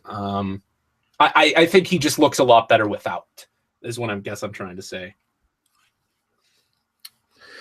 How do you feel about those the wings on the creatures? They use like the sword pieces. What do you mean? Oh, just the new sword piece? Yeah. I think it's okay. I understand why they did it. Like anybody, really. Of course, I would have preferred unique weapons for all of the Toa. And I guess Onua has a pretty unique weapon compared to the others. But the reason they all have the same mold is so that they could give us the new torso pieces. Because actually, if you count all of the new pieces in this wave, it's about equal to how many new molds we got in the winter wave last year. So, I understand why they did it, and it doesn't actually bother me too much. I know there are a lot of people that it really, really bothers. I can understand that. Personally, I don't think it's the worst thing in the world, but I don't know. Maybe that's just me. I don't know. What do you think about it? I kind of wish they didn't use the pieces for the wings. Why? I don't know. I just kind of have a problem with using weapons as wings, or specifically weapons, because I guess on the one that's a scorpion, yeah, and where he's got kind of like the claws, I think that's fine. I just think that if it's not going to be a weapon, then they should have just used. Well, yeah, but it does. I think it does work pretty well, and I especially like it on Tahu because it's reminiscent of the swords he had on his back in his first incarnation. The wings are with the blades. So I think that's kind of cool. Yeah. But I don't know. I guess I'm just used to it because things like Nivok and Ultimate Duma, or Nuvok and Nivok, I don't know why I'm second guessing myself. And Ultimate Duma, they had sword pieces, or Vaki stabs at least, for wings. So, I mean, it's nothing new to do that. Well, I think it's just the way they look. Like It's kind of a weird piece. Yeah, I don't know if I would. Because they look like swords, while the Vaki staffs were like they look like saws. Those were in a lot of sets. I think they look more generic than those specific sword pieces. I don't know. I can't say I wholeheartedly agree, but I will say I do kind of wish that those pieces were translucent. The fact that they're solid plastic is a little weird. Fair enough. And it's not something I was expecting. Like when I first saw the leaks for these winter 2016 sets, I thought they were going to be translucent. I figured their opacity was like a render error or something. In the same way that I thought the blend on Tarak and Onua's pieces was going to be like purple instead of clear, but it actually in the actual set turns out to be purple or clear. I don't know. I'm sorry. I'm putting stickers. No time to think. Do you watch the Three Virtues, aka the TTV channel? I've never heard of them. I don't. I don't know. I like they from what I can tell, they make pretty good content. And I know there's a lot of people who are big fans of them. I never watched them really. I've seen a couple of their videos for certain leaks and stuff. Usually I get my leak information from other corners of the internet. So I never really needed them as a resource. And I don't know. I like talking with people, with other, people who I can interact with about the new sets, and I like taking part in discussion about the new sets that way rather than listening to a podcast about people I don't know talking about it. So I don't know. I've never been like a fan of their channel, but I know there are a lot of people who do really like them. Yeah, I don't know. You've never heard of them at all? Never. Well, I guess that's fair. You don't really keep up with stuff as much as I do. How many more stickers you got? One more, I think. On this, and then there's a whole other sword. Yeah.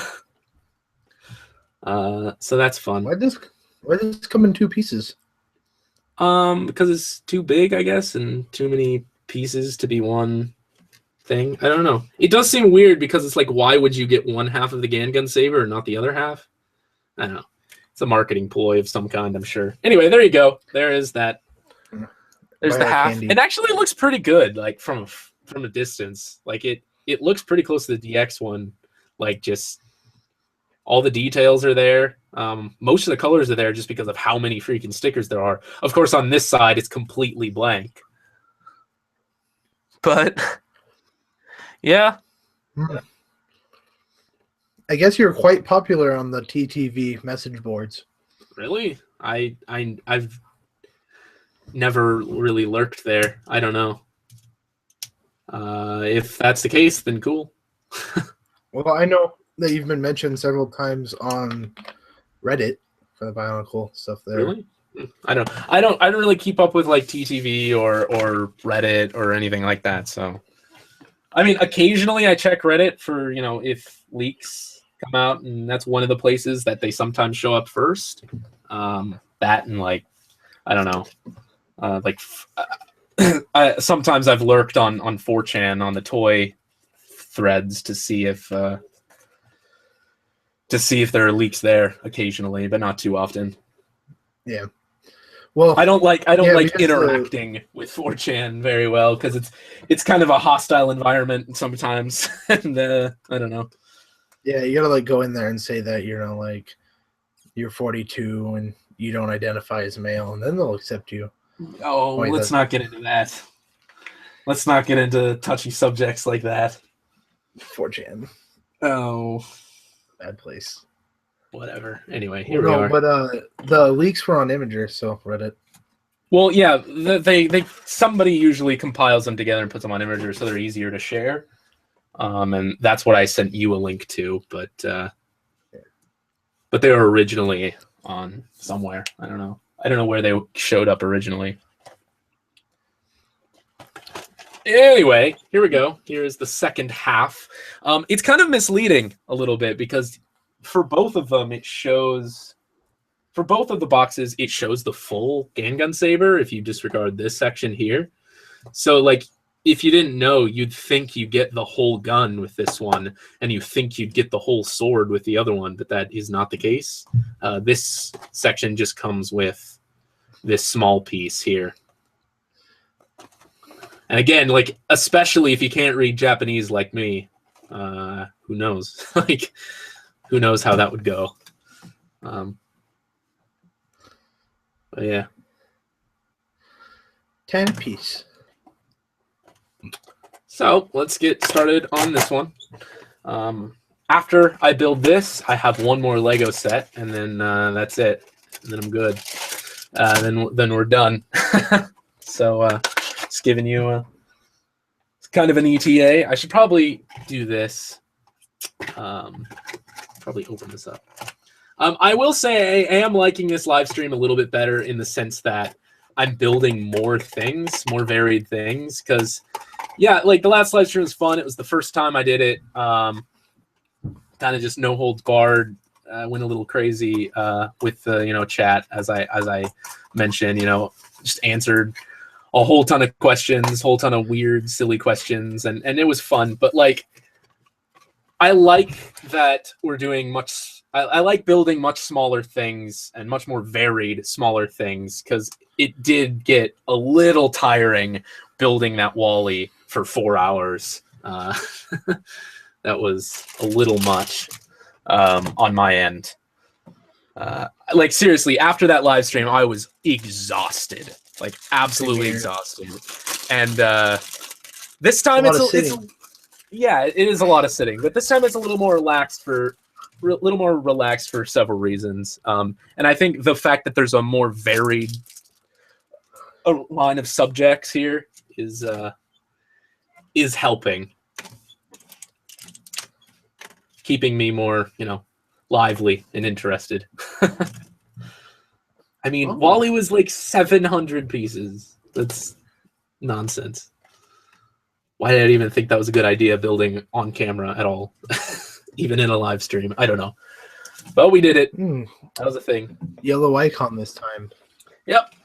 Edison. Which is good. I actually don't know how far this candy toy line is gonna go. Like if they're gonna have like the boost icon and the sunglass slasher and things like that. Sunglass slasher? The sunglass slasher. What?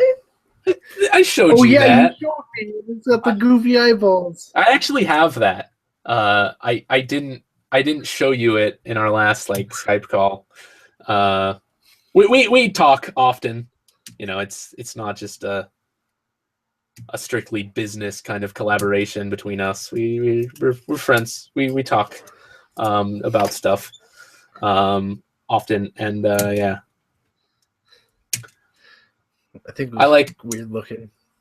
I like showing him my new toys and things when I get them because I know he doesn't. I don't know. I actually don't know how often you watch my videos since you talk to me so often. Like, I like watching the Let's Builds because I'll just throw them on and then do something. Like if I'm putting together I feel like something.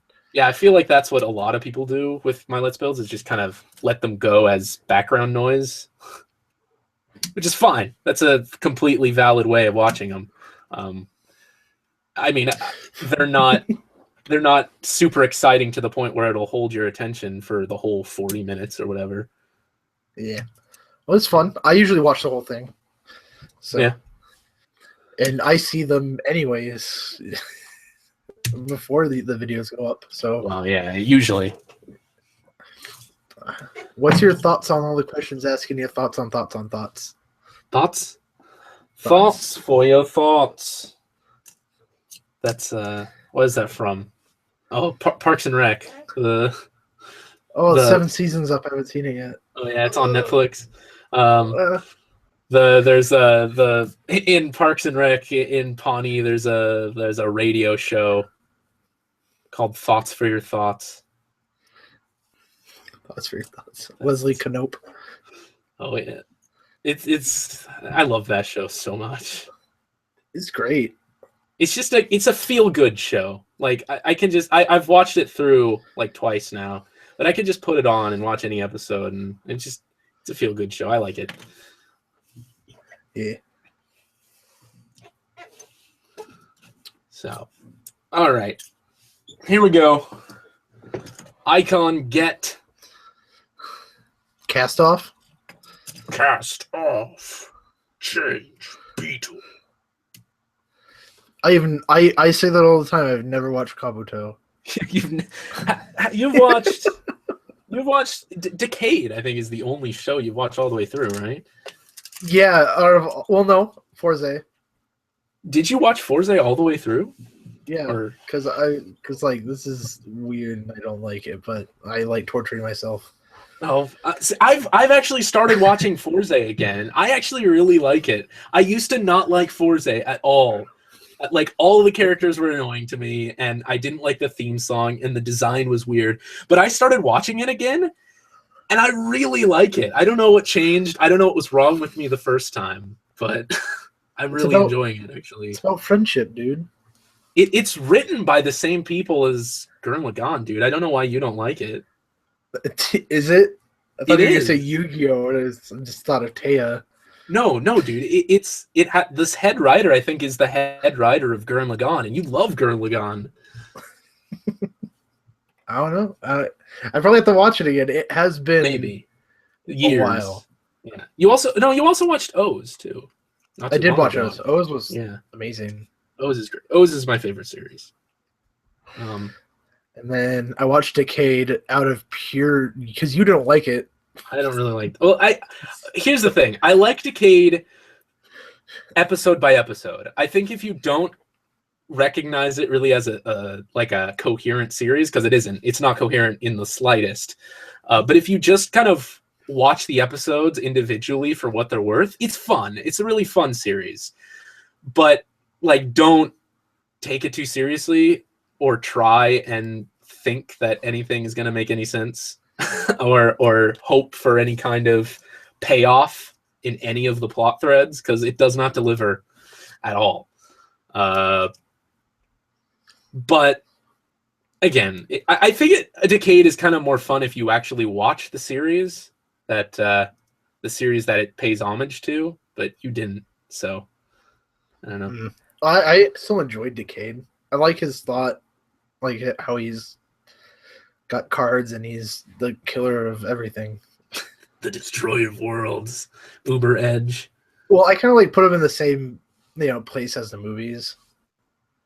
Yeah, kind of like the Kamen Rider movies that just aren't canon or anything. They just crazy, ridiculous fun. Yeah, I don't know. Did you actually watch? Last night, I asked him to watch a couple episodes of Ghost. And I did not. So that, because he hasn't watched any of Ghost yet, because I'm building these Ghost kits, I asked him to watch a couple episodes just to see what he thought about it. He still hasn't watched it. That's fine. I like it. I really like Ghost so far. It reminds me of O's in some ways, just in the fact that like the collectible gimmick of the series is kind of integral to the plot in more ways than it usually is. Like it was with O's. I mean, it was all about the collection of medals and things, and this is kind of, the series is all about the collection of icons. And yeah, some of the characters aren't super great, but I really like the suit designs for Ghost, and I'm really liking everything so far. And it's about that time where the story is starting to pick up, and the third rider is going to show up soon. Yeah, I don't know. I'm really liking it personally. What's the third rider for Ghost? It's like Necrom or something like that. Yeah, Necrom. He uses Pokemans? Yeah, he uses like an eyedropper on his wrist to transform. And he's a bad guy. He's a bad guy. Well, I think well, I guess Spectre started out as a bad guy. Now they're kind of more bro-y. Spectre's more of like a rival, and I think Necrom's going to be a little bit more villainous overall. Who's spooky scary. I think he is a Ganma. He is. We actually don't know who Necrom is right now. We will in probably the next episode or the next couple of episodes at least. I think he shows up at the time of this stream, like the episode after the next one next week. It airs on Sundays in Japan, which means it airs on Saturdays for me. So the last episode was yesterday. And we'll get a dub soon. There's subtitles. Oh yeah, subs, not dubs. Apparently they do dubs in like other parts of the world that are laughably hilarious. Well, yeah. Well, I think I sent you a link to some of the Kabuto dub. Was that the silly one? What? Which silly one? Well, it's all silly. I know I watched the It's all Power silly. Rangers Super It's all Sentai. The one with the batteries. Oh yeah. That's actually the current Power Ranger series right now, but yeah. I don't watch Super Sentai really. Like I said, I've said this before. Like I watch Kamen Rider, and then I watch it live every week, and Super Sentai plays before it airs before Kamen Rider does. So I like catch unsubtitled episodes, but that's really it. I don't know. Favorite Lego system? I just don't enjoy it too much. Favorite Lego system?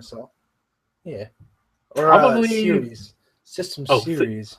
System series? What do you mean? Power Miners, Agent City, Mars Mission. Oh, Bionicle. Bionicle.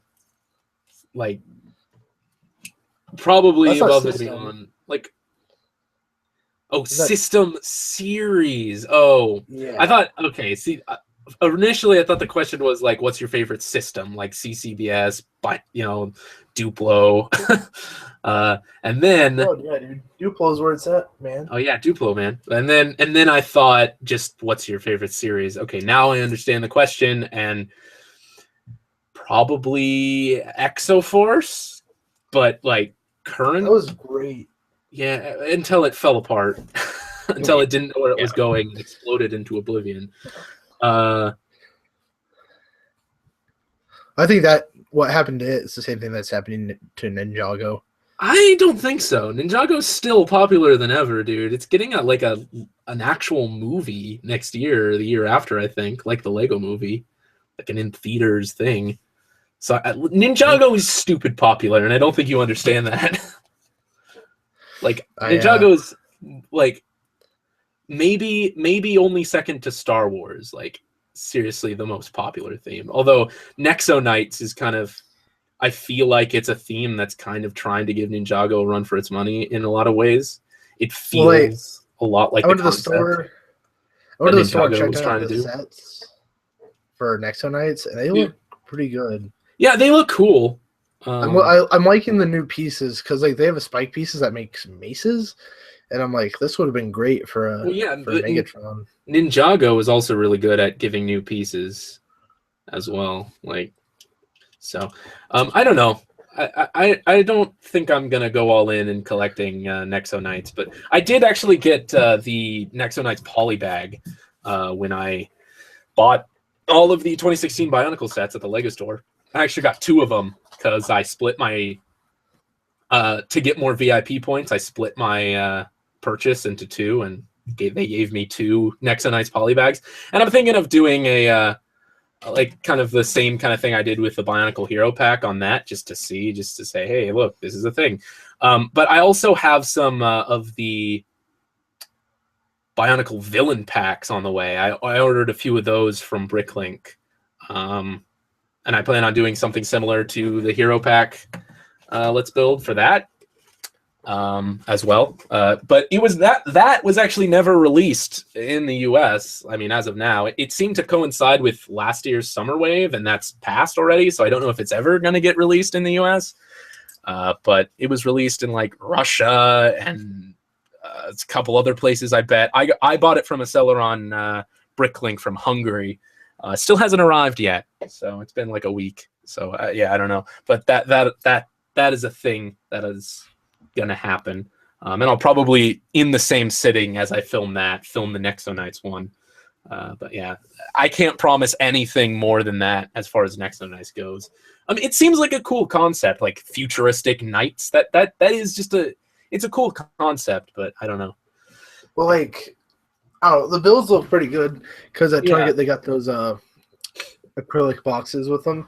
Yeah, and like I saw like a robot horse, and they use like a dirt bike body, and just it looked cool. Yeah, it's decent, but I don't know how. Like I never got super serious into Ninjago. I mean, when Ninjago first came out, and I think I've told this story before, but when Ninjago first came out, I was like, I'm just gonna get all the dragons and all the main ninjas and all their golden weapons, and then they threw one of the dragons in like a set that was over $100, and I'm like, I don't need this anymore. So I don't know. The thing about Ninjago and probably Nexonites is that like they go big or go home, if nothing else. And like seriously, there's just so many expensive sets in every wave. It's like Bionicle is just easier to collect, I guess. Anyway, here we go. Here's the Gangun Saber. Complete, finally. For anybody who didn't know what I was building, this is a candy toy model kit from Kamen Rider Ghost. Earlier, I built a little ghost driver here, and here are some icons and the Gangun Saber. So just like the Ore icon could go into the driver like that. That's about as far as you're going to go with this. It doesn't do anything more than that. You can replace the other icon. So here's Musashi, and of course that can spin around. Kind of a cheap way of doing things, because like if you want to replicate how it happens in the show, you put it in like this, and then you close it up, and then you do this, and then you have to open it up again, and then switch the face, and then put it back in, and then close it up, and then you're finally good to go. So that's kind of a tedious process, but oh well, there's that. And then you, of course, have Edison as well. I should have brought my DX eyes and DX driver to compare, but oh well. So there's all those. And then here's what I just built. It came in two parts, two boxes, and here it is in sword mode. And then these open up here, and you pull this out, flip it around, reattach it like this. Let's make sure this is in focus. Close it up, and then there's a little switch there that allows you to bring it down. And there it is in gun mode. So that's kind of cool. Yeah. And then, of course, you can split it apart completely. If I can pull this back apart. There we go. You can split it apart completely and do this. And you have the double-bladed, the dual swords. This has a name. Not Nari something. It's got a Japanese name.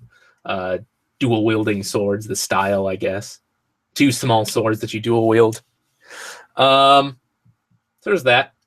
And then you can open the handle up here, which definitely seems like it's more trouble than it's worth, but we'll try it.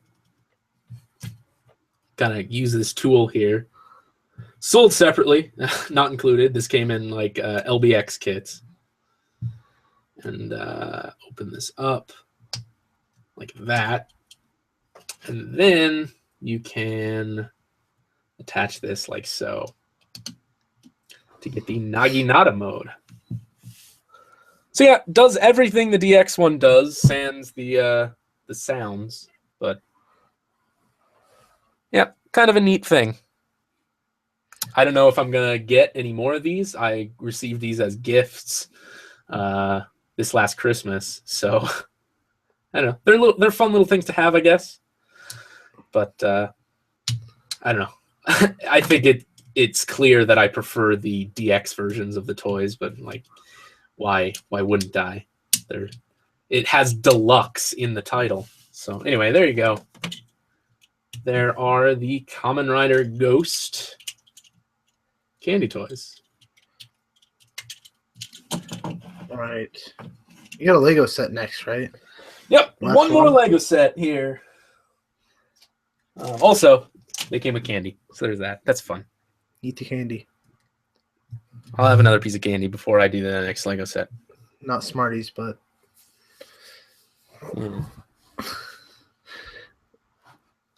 See if I can focus it a little better. There we go. So, have you spotted any questions? Any good questions or topics recently? Yeah, this little sugary, lemony candy thing.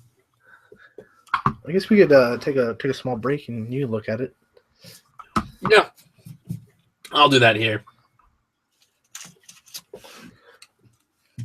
Okay. Actually, after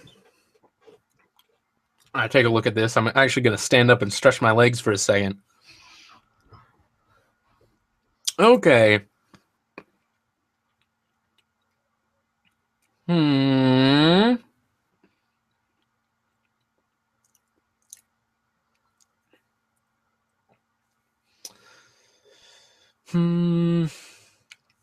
What are your thoughts on Metal Gear? I have no thoughts. I am not a very big gamer, and I don't know. I've watched some like Let's Plays, but I don't know. I don't play games too often, so I don't really have many thoughts on any video game really. I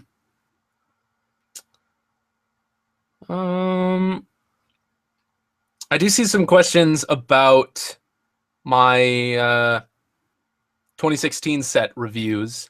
I have some frequently asked questions in the description of this stream. So make sure to read all of those and all of my answers, before asking too many questions, because that could clear you up.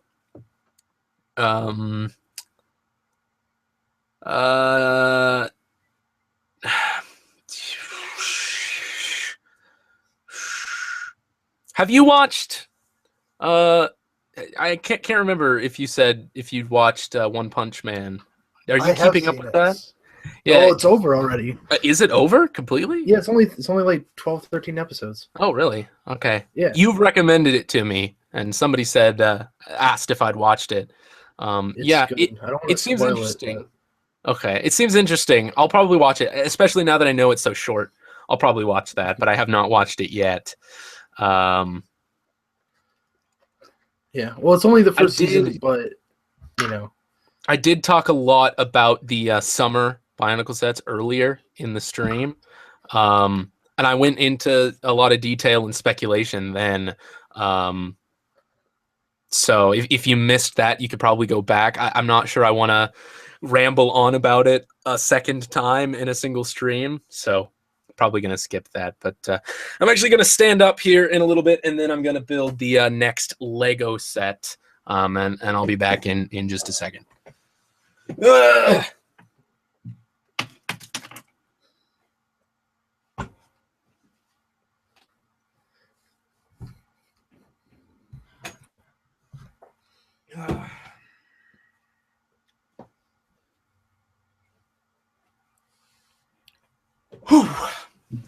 Standing is good.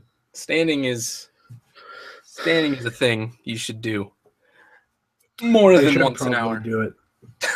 All Because right. I even like from the last stream, I even brought my mattress down to the ground. So it wasn't just sitting on the floor, but Yeah. still all cramped up. I'm gonna do the same thing. All right. I'm gonna get the next thing ready here.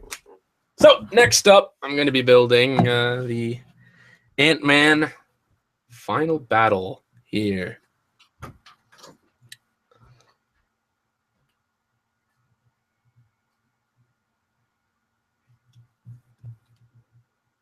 Ta-da! This should not take nearly as long as Wally, so that's good. That's a good sign. Let's see. While he's off walking around or whatever, I'll look at the questions and comments a little bit more.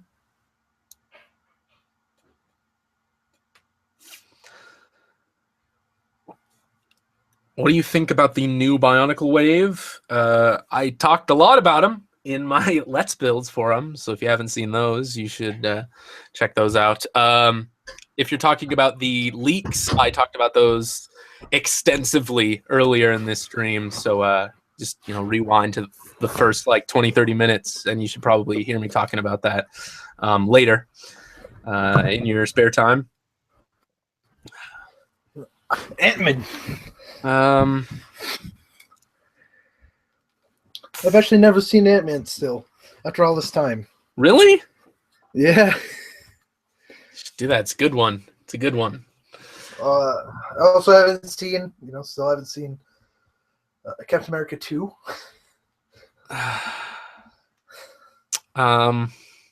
Yeah, you should do that too. What's the last? But you saw Avengers, right? The last Avengers. Of course. Age of Ultron. Yeah, you didn't even. Yeah. I mean, I feel like you probably should have watched Captain America 2 before that. Nah, it's all good. A lot of Bionicle questions. Somebody asking about Lego Transformers. That is one of the frequently asked questions in the description. I talk about that a little bit, so check that out. First G1 Bionicle set you bought ever? Well, I had it bought for me, and that was way back in 2001 Tahu. G1 Tomata Tahu. So that's a very nostalgic set for me. What are your thoughts on the Kanoe Vahi coming back, the Mask of Time, all throughout the G2 series as Easter eggs and in the book and in the comics and things? I think it's cool. I like the idea that allegedly the G1 Vahi is the bottom half of a mask, and potentially, despite what the illustration showed, the illustration probably was not right at all. The G2 Vahi, or the G2 Mask of Time at least, will be the top half. That's really interesting to me. And I hope it leads somewhere cool. Like, when you bring the Vahi and time manipulation into the process, and I mean, in the original series, there was a lot of dimensional travel and things like that. They could be planning some kind of loose connection between the original series and the new one, and that would be cool. I don't know where it's going to go.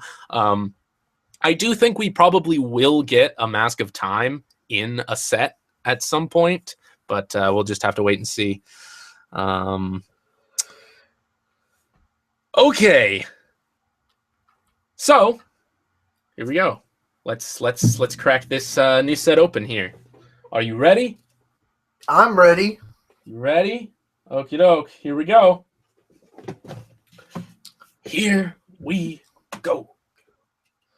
And away we go. What? What? Are you Joker Power Glide? What? Oh, Joker Power Guide? That's an obscure reference. I don't think anybody would get that. Oh, I'm sure people get that. Because I actually... Oh, whoa. Hey. It's a little comic book. Comic? Well, how about that? I was not expecting this at all. There's a little comic book. So let's read this. Let's read this comic book. Here's some, first of all, here's some stickers. We'll open the bags in a second. Here are Anthony's wings, and instructions. Anyway, let's look at the comic first. I was not expecting this. Does it have any dialogue in it at all? No, there isn't. So okay, we got a building, and it zooms in. It zooms in even more. Those are always weird. And you got Yellow Jacket stealing a Lego brick, I guess. Ant-Man comes and stops him. Yellow Jacket tries to zap him. Then super tiny Ant-Man, I guess. Then oh, I see. So Yellow Jacket's building the catapult that's in this set for some reason. I don't know what he expects to accomplish. I guess just he's using it to defeat Ant-Man. But he just did. Then he comes in with Anthony, and then he's firing the catapult at him, and then he destroys the catapult, and Anthony bites Yellow Jacket, and I guess that's that. Oh, there's actually 2 comic books. So it's like this, and then you flip it around, and there's a Spider-Man one, I guess. I wonder if this is the same comic book that came with this Spider-Man set. Just to save on printing or something? Yeah. There's actually 2 Spider-Man sets in this, I think. There's like one with this plane and Carnage. And is this future Spider-Man? I don't know. I don't keep up with Spider-Man. Me neither. There's Rhino. And here's Iron Spider. So that's cool. Although is Iron Spider a different character than Spider-Man in this instance? I don't know. It should be Peter Parker. Yeah, I don't know. Because Tony anyway, makes a suit for him. Again, I'm not like as big into Spider-Man, so I don't really know what's going on here. But anyway, there's that. There's a little comic you get. All right. So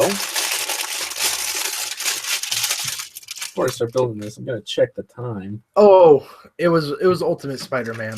It's when Doc Ock and Spider-Man switch bodies, and then Doc Ock goes. Oh, okay. Because that's a thing. So, well, number 1, the bags are actually numbered this time, so I'm actually gonna do them in order. So yeah, this is bag number 2. So I'll set that off to the side. This is like the first set in. I think it might be the first set in that I've ever done a Let's Build on that has numbered bags. So that's a first, I guess. But there you go. There's the tiny pieces. Let's get started. This looks like the minifigures and the catapult.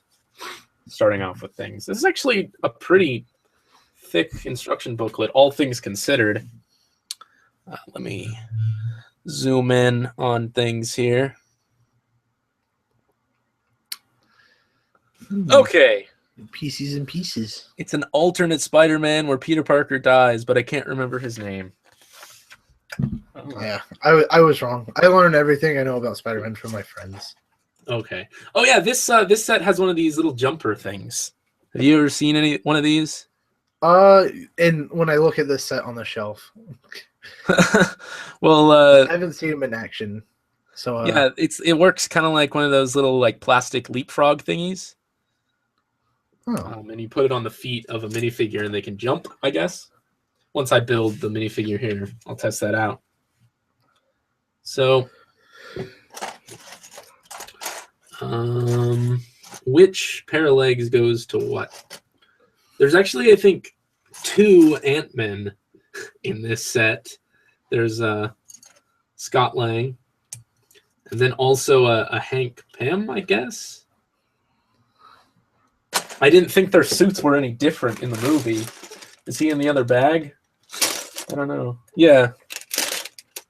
Yeah, I didn't think their suits were that much different from each other in the movie when they flash back to when Hank Pym was Ant-Man back in the 80s or whatever. But yeah, apparently they're different enough to get 2 different minifigures out of them. And he's got kind of a confused face, I guess.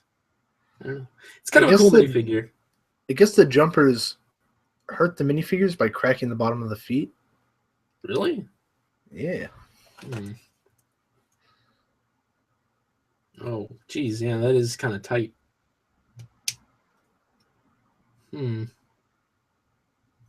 Doesn't seem to be anything like that going on. Anyway, here's Ant-Man, and then check this out. Jumps. Do that again. Exciting. All right, here you go. Here's. Whoa, man. It was radical. Super action features, bro. All right, so there's Ant-Man, and he's got a couple ant friends. I remember these first came out in like in the Indiana Jones Kingdom of the Crystal Skull sets in like red, but here they are in blue. That was a while ago. That was a while ago. Yeah, but I remember them being super cool at the time. Okay. Ooh, this is a thing. Look at that. It goes on Yellow Jacket's neck. Oh, that's a new piece. Well, new. This set is like a year old almost. Jeez. New to me.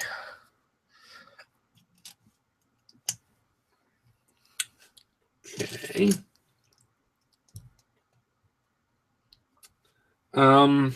Building his backpack first, I guess.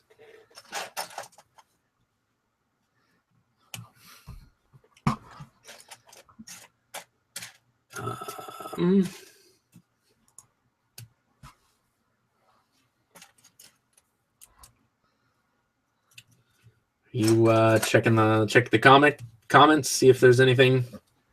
Just tell me not to use the jumper. All right, man. Well, too late.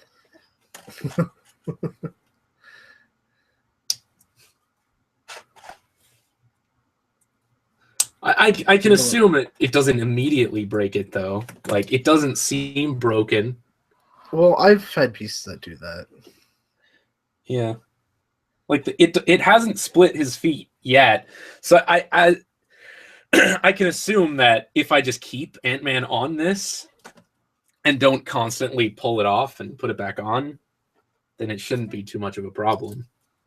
Well, you should break his feet. Why? I don't know. Foreign my lasers. Yeah. He's got lasers. You should watch Ant-Man, bro. Does he got lasers and multiple arms? He's just Doc Ock. The Yellow Jacket. There's this awesome like promo or whatever that the bad guy has for his like suit. It's basically like a more sciencey. It's like if Iron Man were a more science oriented. Well, I guess Iron Man's pretty science. I guess Iron Man's a little bit more of the engineering side of things, where this is a little more like weird scientific molecular stuff. But anyway, it's like Iron Man if it were a Mission Impossible movie. Dun dun dun dun dun dun dun dun dun dun. But yeah, I mean, the bad guy has his suit that he uses. You know, he wants to sell the bad guy. My suit's more advanced in every way. Exactly, it's that Obadiah all over again. It really is kind of like that. But anyway, he has like this little. He's trying to sell it to rich bad guys, and he's got this like promo video that he makes, which is fantastic. Anyway, I think this is the same face they use for like both Lex Luthor and Loki. So just a generic the bad guy. Yeah, it's just the bad guy face.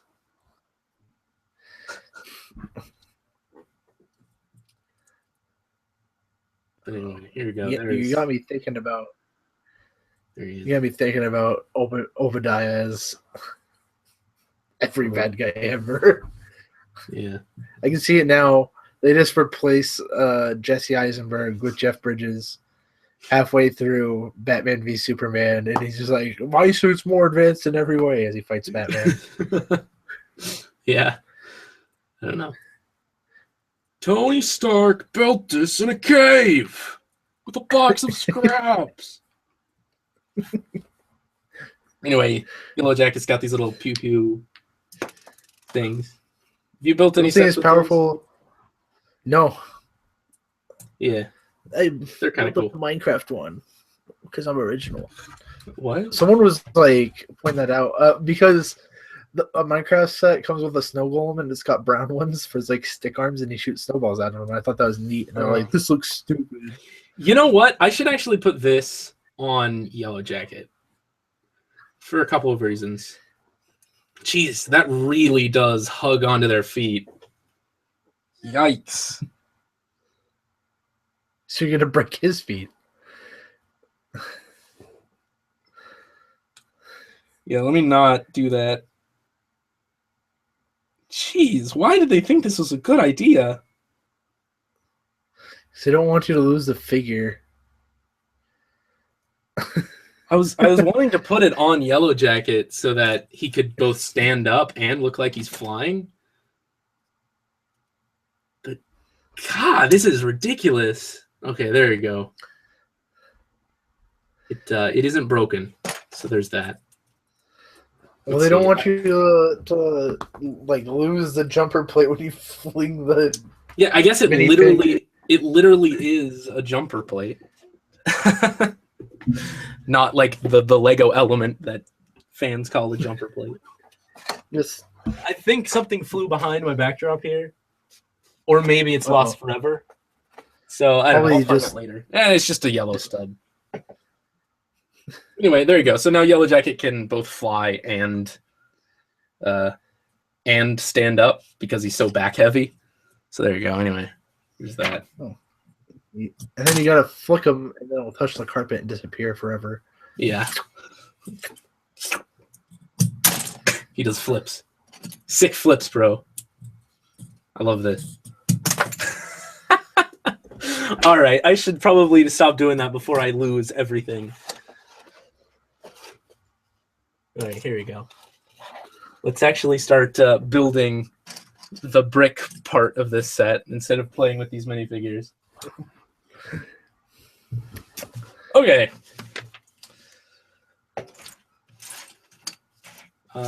Actually, I don't need these. These are probably for the second half because it doesn't look like I'm building Anthony yet. Anthony? Somebody already spoiled it. He dies. What? Yeah, somebody spoiled it in the comments for me. What? Yeah.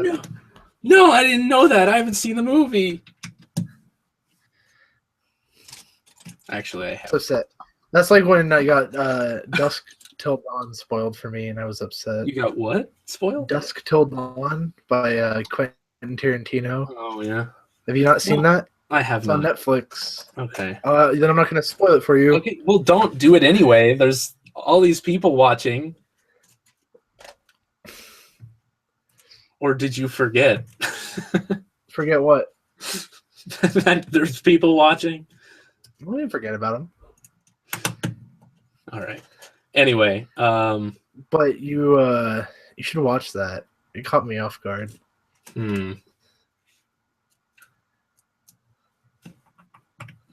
So I do like this. I really do like it about this set.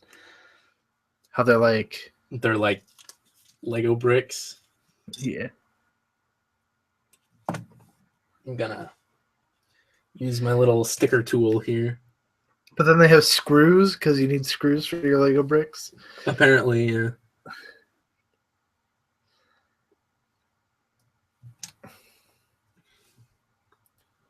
So anyway, these stickers are fine. Oh, there's stickers for them? Oh, yeah. That's how you get the Lego. But like there's a flat surface. It's good. They're solid. They look fine. Unless you like throw it in a pool, they're not gonna peel off. So I'm fine with that. Tub. Yeah, throw it in the bathtub. No, it's good for the most part. Somebody named a TF2 weapon after a Star Wars spoiler. Yeah. So with Star Wars, people got really inventive. I think that you should have seen it by now if you care. Yeah, if you care, you really should have seen it. So that movie Although was awesome. one of my friend's sisters my friend was talking to me about how she hasn't seen it yet, but she's one of those people that's like, don't spoil me. And it's like, really, if you cared as much as you say you do, you should have seen it by now. Like, don't whine about it if you're gonna wait that long. I don't know.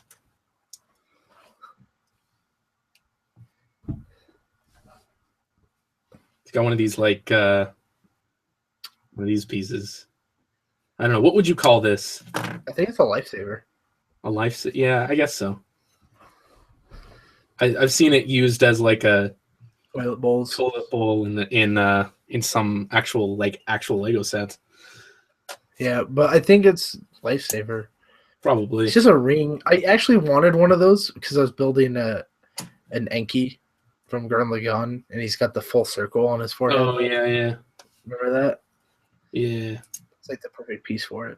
But you then never did finish any of those Gurren Lagann creations you started. No, because I couldn't get the angles I wanted. I didn't feel like they were good enough. Yeah, that is a problem, and probably one of the main reasons why I am going through this rut and creativity that I'm going through on my other channel with Lego creations is like I just kind of have this. I want it to look how I want it to look, and if it doesn't look good to me, even if I'm pretty far in the construction, I'll just stop. And that's not good. That's not something you should do. But it's what I have done in the past. And again, I have some ideas. Based on like some people have talked about how, when there's kind of a regimen of some kind where like if you want to get good at drawing, you just draw every single day and never break the chain. Yeah, you never break the chain. Yeah, never break the chain. It's kind of a thing to stay in practice with something. And I was thinking of doing that with like just build something, anything, and make some kind of series about that.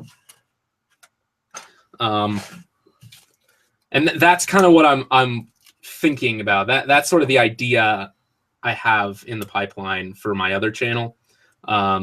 Again, I kind of want to get like branding made for the concept, and I kind of want to turn it into some kind of like a weekly show of some kind that I maybe have guests on and things like that.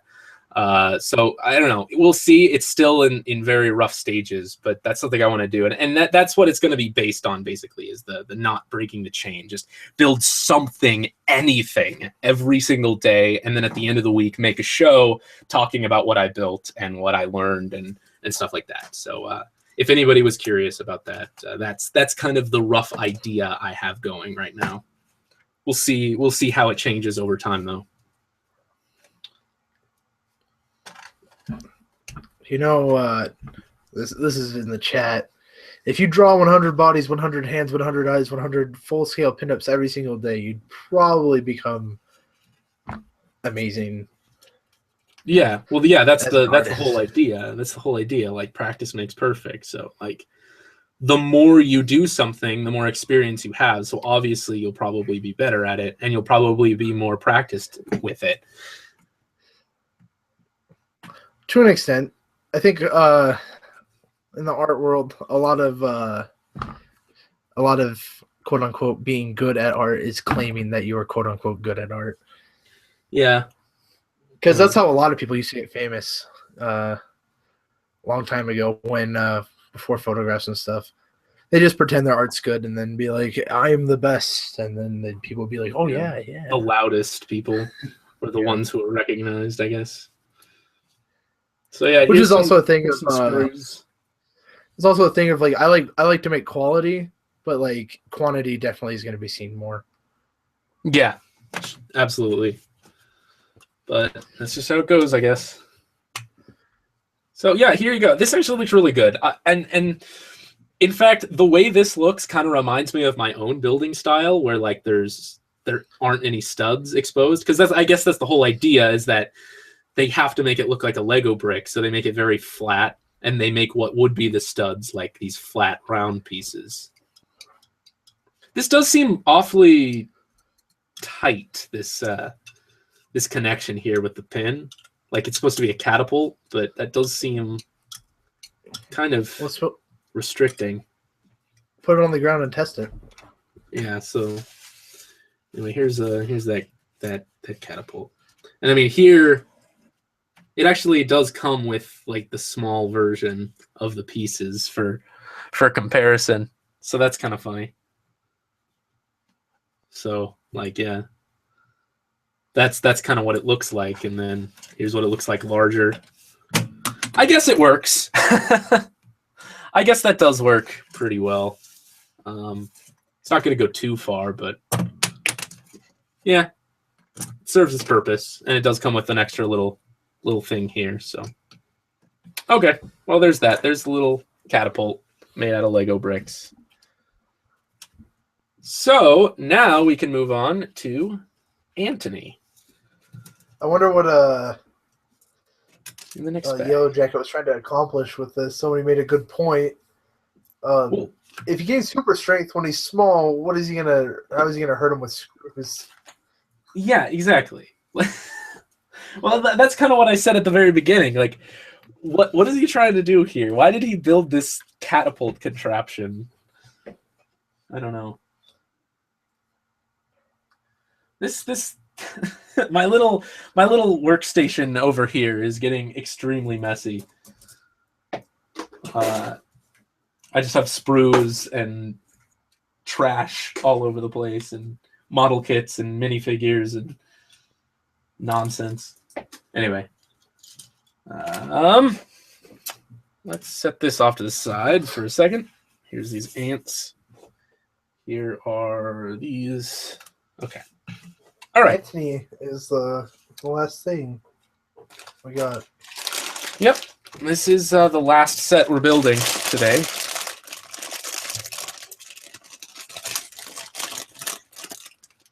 So let's get into it.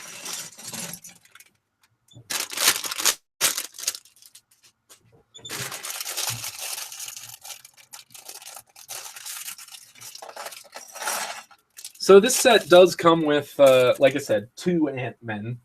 It comes with, Scott Lang, and then Hank Pym, and it's a different suit here. It's like a darker suit, I guess. Here's Hank Pym's face, I guess. He's angry, and then he's very serious. And he's an old guy. I don't know. This seems like it could be reused from something. I don't know what. Maybe it's a new printing. But yeah, he has like a black suit. I'm gonna give him. That's just more interesting and shows up better under the helmet. But there's him. And then here are the 2 Ant-Men together. The same mold though. Yeah, I mean it's the same molded helmet. Something I do really like is that, like, it's dual injected almost, where it has like the red on the inside, or maybe it's 2 pieces. I don't know. But it's got both red and gray, so like I really like the detail, like on the side of the head and on there with the translucent. It looks really cool. And I mean it's the same thing over here, but it's black, so it's harder to see. Yeah, I don't know. In the movie, the suit really wasn't that different when Hank Pym used it. I guess that head is Gandalf's head. Is it? Yeah, that's what I thought it was. So, yeah. Well, then there you go. But doesn't Gandalf have a beard? So why would he need the yelling face? I don't know. Maybe it's just his eyes look different. Yeah, I guess. You shall not pass face. But yeah, see, that's the thing. A lot of times when you look at Lego sets that are coming out, for movies especially, they spoil everything.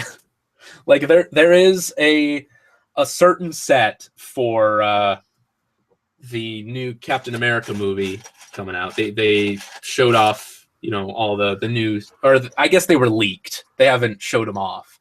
But the new sets for the upcoming, you know, Civil War Captain America movie has a certain set that really spoils a lot of things. And I think last year or the year before, whenever Age of Ultron came out, it spoiled things like the Hulkbuster and especially just these Avengers sets seem to just spoil a lot. Yeah, and there's a certain set. I don't think it's a surprise to anybody that Ant-Man is going to be in Civil War, but there's a certain set that has Ant-Man in it that really gives something away. And it's like, what? Lego? Don't you know that your sets are going to be leaked? And I don't know.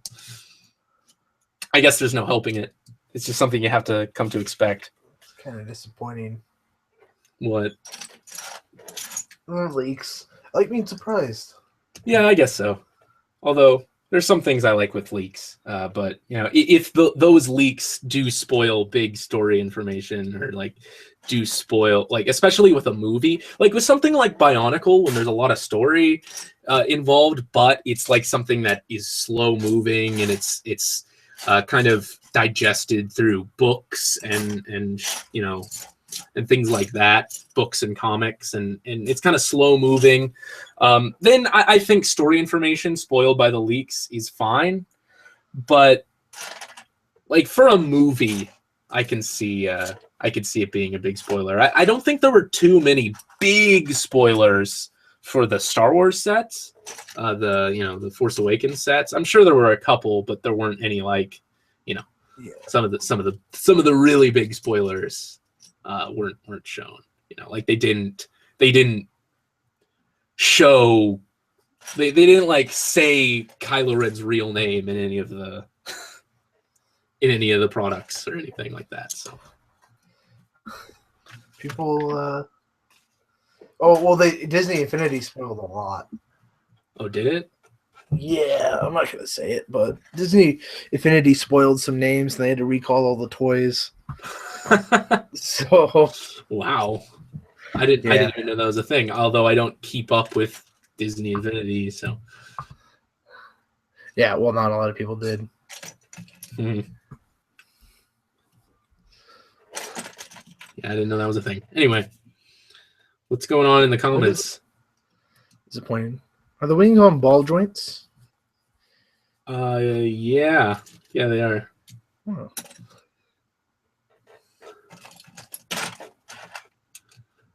I don't know. I would talk about Ant-Man, but you haven't seen it. Yeah, Thanks. that's okay. Thanks, Obama. No, dude. It's not his fault. Well, there's actually pink pieces here. Yeah, like two. I saw that, two like little pink pieces. Yeah, I didn't notice this till now. They're bright and they've probably been seen by everyone at this point, but I just noticed it because it's the kind of person I am. And then I missed a thing, so that's cool.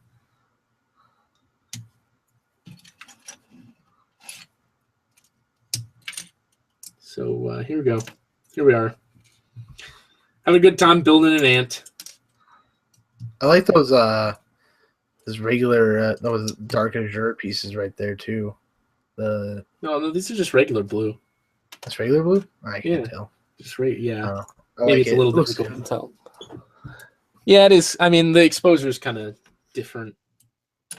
But yeah, this is dark blue, navy blue, and this is just regular blue. Got some more of those bug legs. Oh yeah, these little things. Yeah, I like that piece. I think it looks great. Yeah, and like the bigger versions too. So, right, these go here. Almost done. I don't know how long is this stream been going on for? In about 15 minutes, it will be 2 hours exactly. So it's not as long as last time. Wow, like half as. Oh, no, we started 2:33 hours. Okay. I was almost like, what? Okay, all right. Well, when I put my cursor over the front of the stream, it says 2 hours. but yeah. But it's longer than 2 hours. yeah. All right. So, I mean, for those who are here for the last stream, like, clearly you can tell that this is much easier. Like, just not even, of course it's a lot less pieces, but just how it's put together. I think it's very clear. Yeah, it's like the Lego Ideas sets are very collector oriented, whereas this is much more of a set for a younger audience. Yeah. It's like very, very clear when you're building it.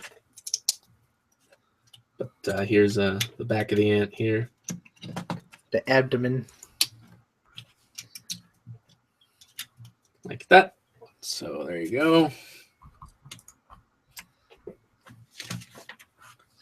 Yeah. Starting to look like an ant. An Ant-Man. An Antony.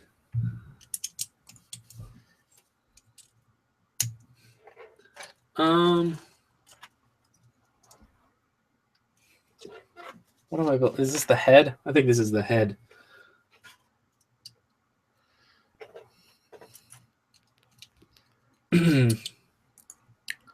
It's more of that pink, delicious pink.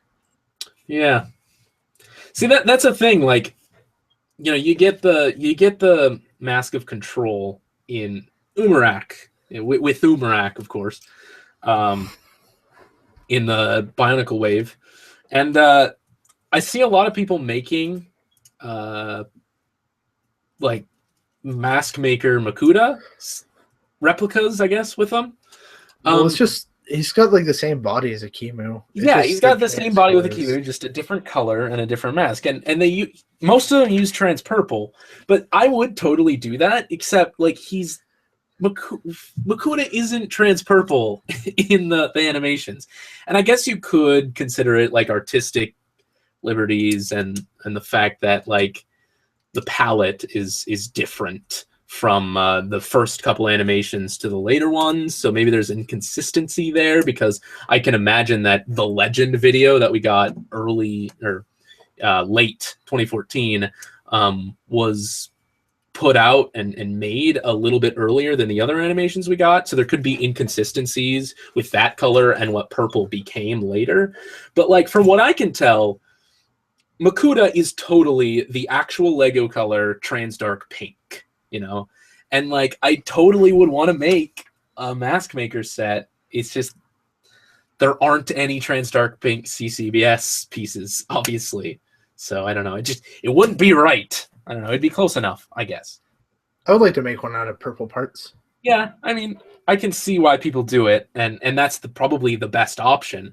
But like, in the animations, he isn't quite. Oh, yeah, he's pink. He's pink. Yeah, he's totally, and it's an actual Lego color. People are like, no, he's purple, he's pink, but the actual Lego color, trans dark pink, is a little purpley, but it's called trans dark pink, and that is the exact color he is.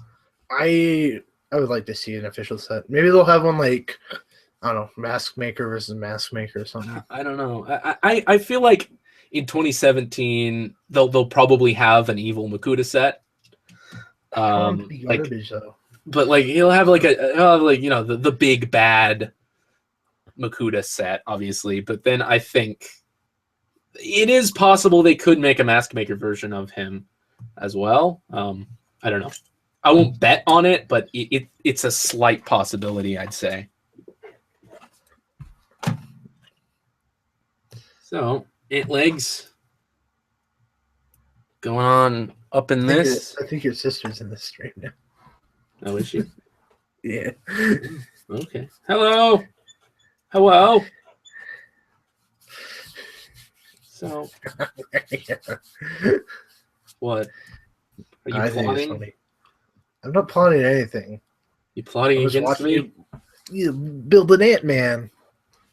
Yeah, Anthony. I don't think she's seen Ant-Man either. It's all you people not seeing Ant-Man. I'm allergic. You're allergic to ants? That's probably a thing, right? Yeah. I'm sure. Toxic Adam says, you know what would be neat? CCBS shells in the Tacadox glow in the dark. Oh, glow in the dark CCBS? Yeah, that'd be pretty cool. I just hate having to hold my toys up to lights and watching them melt just so I can watch them glow in the dark for a couple minutes. Yeah, well, I mean, if you get a black light, it solves that, right? Although apparently I've heard that using a black light to shine Lego bricks and make them glow in the dark better, and just to kind of make fluorescent colors shine, degrades the pieces. Like the UV rays do something bad in like yellow bricks and things. Does it? Yeah, like over time. Like it's not like a super big problem. Like it's just like if you set up your shelf, you set up your display shelf to have a UV light, like built into the top or something. I'm sure if you did that for a long period, it's like if you set a Lego set by the window, like if you displayed it on the windowsill or something. Oh, I keep my windows covered up. Yeah. If you're a toy collector, to keep your windows covered up because UV rays do terrible, terrible things to plastic. I found plastic pieces that were bleached by the sun, and they lose. Well, apparently you can counteract it. Like you can make like white bricks turn white again using like either bleach or certain cleaners and things like that. But it still ruins the integrity of the plastic itself. Like it's like essentially giving something gold plastic syndrome. Yeah, it's like it makes the plastic itself weaker. And here you go. Here's a wing. And there you go. I think that's it. You get an extra head so you can have like Hank Pym's Ant-Man suit. Like you can have it just be the suit. Yeah. Without a guy inside it. Is that well, stop doing that, man. So that's a thing. Stop doing what? Haven't seen the movie, man. Well, I mean, that's not a spoiler. It's like, oh, hey, Iron Man has a Hall of Armors. Oh no, man. Don't spoil it. Don't spoil it, dude. All right. I didn't know that his suit can move by itself. It can. That's not a thing. But it's just if you wanted to do that, you could. I don't know why you would. Oh. So let's take Ant-Man here. Put him on. And you got another Ant-Man for some reason. I don't really know. I don't know why there's two Ant-Man. I mean, two people were Ant-Man in the movie, but spoilers. But well, I figured that. Yeah, there was the older Ant-Man who passes it down to the new guy, but like, yeah, he's just like, hey, who's there? Yeah, but I mean, they didn't have. I don't think they had different suits. I think it was the same suit from in the past and now. I guess this maybe is to resemble like the found footage of the original Ant-Man when he's all shadowed out and kicking people's butts in the Cold War or whatever. He's a spy. But anyway, there is the Ant-Man final battle. The final battle with a catapult. With a Lego catapult. And you got a couple of ants. Here's some little ants and some little Lego pieces. So, there you go. So that's fun. There you go. There's that set. Yeah. Yeah, we're done. 3-hour live stream. 3 hours. Yeah, well, we got a lot built this time. We got a lot done. So we got this, and here's a micromanager. Oh no, everything's wrong. Actually, you know what? I think I have a. Do I? No. I have a Tamashii stage over there. Let me go grab it. Ugh. Here we go. So, Tamashii stage. Let's float this micromanager. if we can. Can I do it? Is it gonna work? Please work. Please work. Yeah. Oh, now it's not on camera. There we go. Yeah, getting stuff done. So there you go. There's that. And here's the Batman. I'm Batman. I'm Batman. So here's a Batman. And here's a Skeleton Man. Let's put him over here. Got a lot of room over here that I'm not using. Here's a Super Angry Kitty. Or I guess you could say the opposite of happiness, Kitty. The super oppiness. The super opposite of happiness, Kitty. And then here's a piece of candy. And here's a sword. Oh no. Oh, it's all wrong. Somebody called it. I know. Better eat your spaghetti before you forgetty. All right. That was bound to happen, I'm sure. Okay. All right. Don't you do that again. I'm watching you. Okay. Where do I got room? Should probably pay attention to that. Okay. So here's a sword, little mini gun saber. There we go. Just put that there. Switch it to its gun form. Why? I don't know. And then little Babu Ghost Driver. And some eyeballs. Yeah. Yeah, man. And then, since I had it at the very beginning, here's also this little candy toy ghost figure. Who doesn't do a great job at standing, but tries best. So there you go. Here we go. This is what we've done. This is what we've done in the last 3 hours. Are you proud? Yeah. Are you proud of me, Was it Mom? 2 hours? All in 2 hours? I don't know, man. Oh, the stream says 5 or says 2, but I know that we've been here since 2:30 my time. So. Right. So who knows? Who knows? It doesn't matter. Here we are.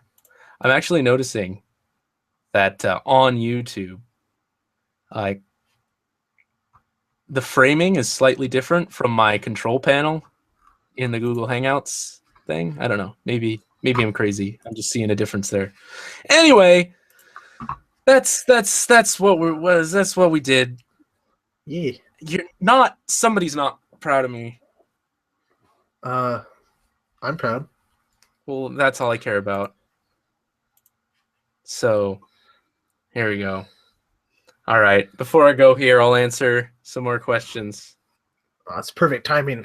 I got the dinner, the calling of the dinners. The calling of the dinners. Okay. All right. So, let's answer some questions.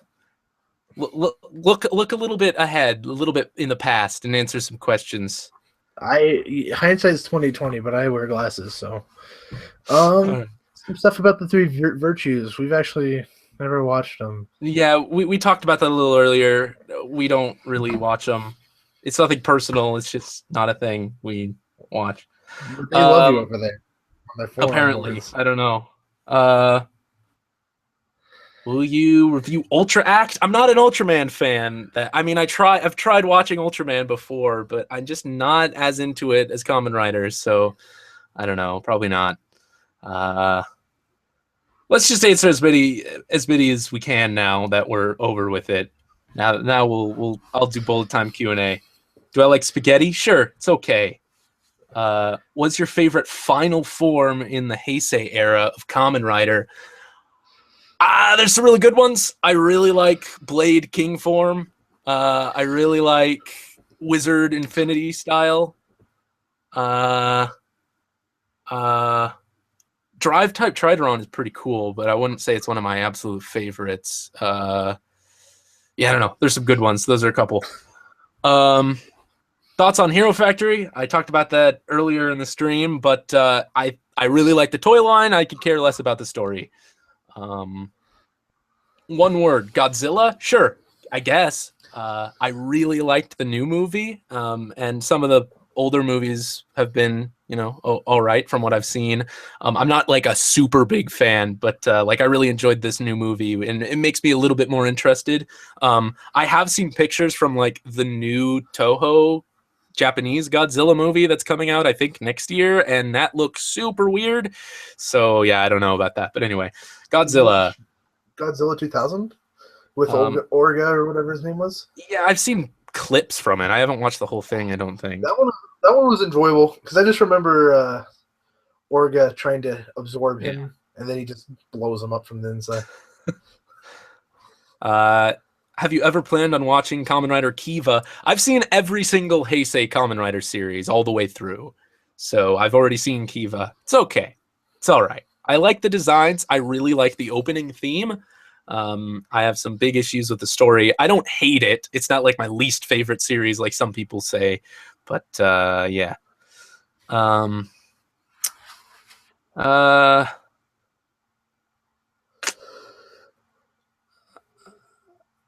You said you're not exactly into Ultraman. How about Super Sentai or Power Rangers? Still not as much as Kamen Rider.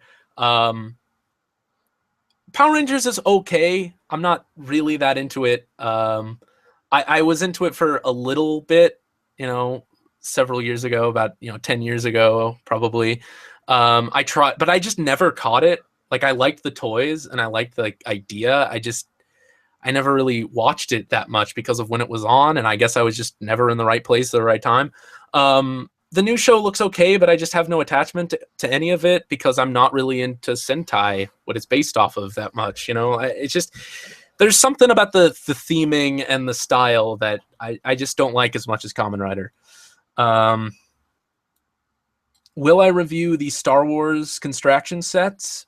Probably not. A lot of them don't look that great to me. The one that I really, really wanted was General Grievous. I got that. I did a Let's Build on it, but I'm not like as much of an expert on Star Wars as I am on Bionicle. And even though it's a good set and I could talk about it, I just don't know. I like knowing more about the subject matter before I review something. How about Garo? Golden Knight Garo is another tokusatsu show like Kamen Rider and Super Sentai and whatnot. From what I've seen, it's really, really cool. Like the choreography and the special effects and the suit designs are awesome. Like really, really cool. The problem is like when I went to watch Garo, the currently airing series was, I think, considered one of like the worst ones. It was like the Faded Night, Golden Darkness something series. I don't know. And I didn't really, it seemed to me like it was trying really hard to be edgy, and I'm just not into that as much as I am Kamen Rider. Like, yeah, Kamen Rider has some serious tones to it, but it's very fun and lighthearted for the most part. And Garo is a show that it's a tokusatsu like all the other ones, but it doesn't really shill toys as much. And a lot of people really like that. It's very much targeted towards an adult audience, but it just seems very super edgy, and I'm not really into that as much. Least favorite Bionicle? I have a really hard time with this question because most of the sets that I probably would say are my least favorite, I don't own. And the reason I don't own them is because I don't think I'll like them. Pretty much everything I own, I like. If I had to pick the worst, I don't know. Do you have a least favorite Bionicle set from what you've seen at all, Dom? That's a tough one. Exactly. I can't think of one that I actually hated. Exactly. There's some that get on my nerves, but I kind of unconditionally love Bionicle in a way that there's not a single set that I hate, There's some that I don't. There's some that I don't like more than others for sure. But I don't know if I could pinpoint a least favorite. Well, yeah, it's because I think it's also got to do with the fact that they get built similarly. Can't speak English. That makes it so like if a new line is introduced, they're all built like Ignika started this, or not Ignika. Yeah, the Toe Ignika. Yeah, the Toe Ignika. Yeah, they started this. If they're built a certain way, they're gonna be like pretty much the same. Yeah, I don't know. Maybe one of the like the polybag ones, like good guy or bad guy, or maybe Clack. Clack was kind of a weird one. I don't know. All right, couple more.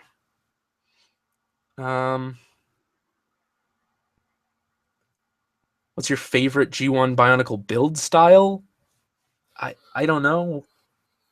Like, I think I liked the older Technic style of building things a little bit better than like the Bionicle system, which started, you know, with the Nika. I like the Rahi from G1. Yeah, like the Rahi and Garak and Kadak and you know, things like that. I do not watch Dragon Ball Z. So, yeah, I don't know. It's just never for me. My favorite Transformers series is Transformers Prime. Absolutely. Have I ever thought of building more Lego B-Daman? Sure. I just don't like the idea when I built the Lego B-Daman like a year or so ago was just like, I'm going to build one of each style, control, power, rapid fire, and then that'll be like the base that a lot of people could take inspiration from and build their own. I only ever planned on really making 3 for sure. I know I said in those videos, like, maybe I'll make more in the future, but it's always been kind of like wishy-washy. I don't know, just because I don't know how many more ideas I can come up with as far as translating Lego to the B-Daman system. I don't know. Story-wise, what is your favorite era of Bionicle? They're saying 2002 is my favorite year, just as far as story and sets go. Although I really liked some of the themes and some of the directions it went in 2006, where it took, you know, the Toa Metru, or it took the stories we'd learned with the Toa Metru and kind of made the Turaga into more fleshed out characters in that way. And then it took the Matoran we've already seen and turned them into Toa, and then it brought back the Toa Nuva as well. It kind of was just a culmination of a lot of ideas coming together and moving forward. So I really liked that. I also really liked 2009.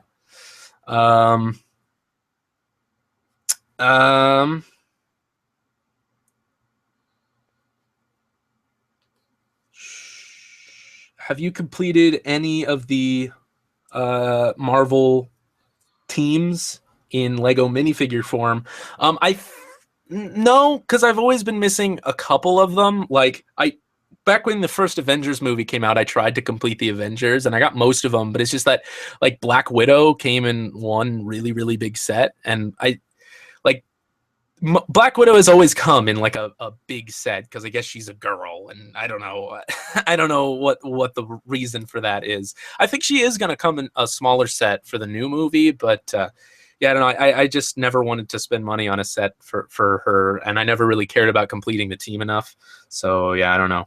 Thoughts on Ninjago? It's okay.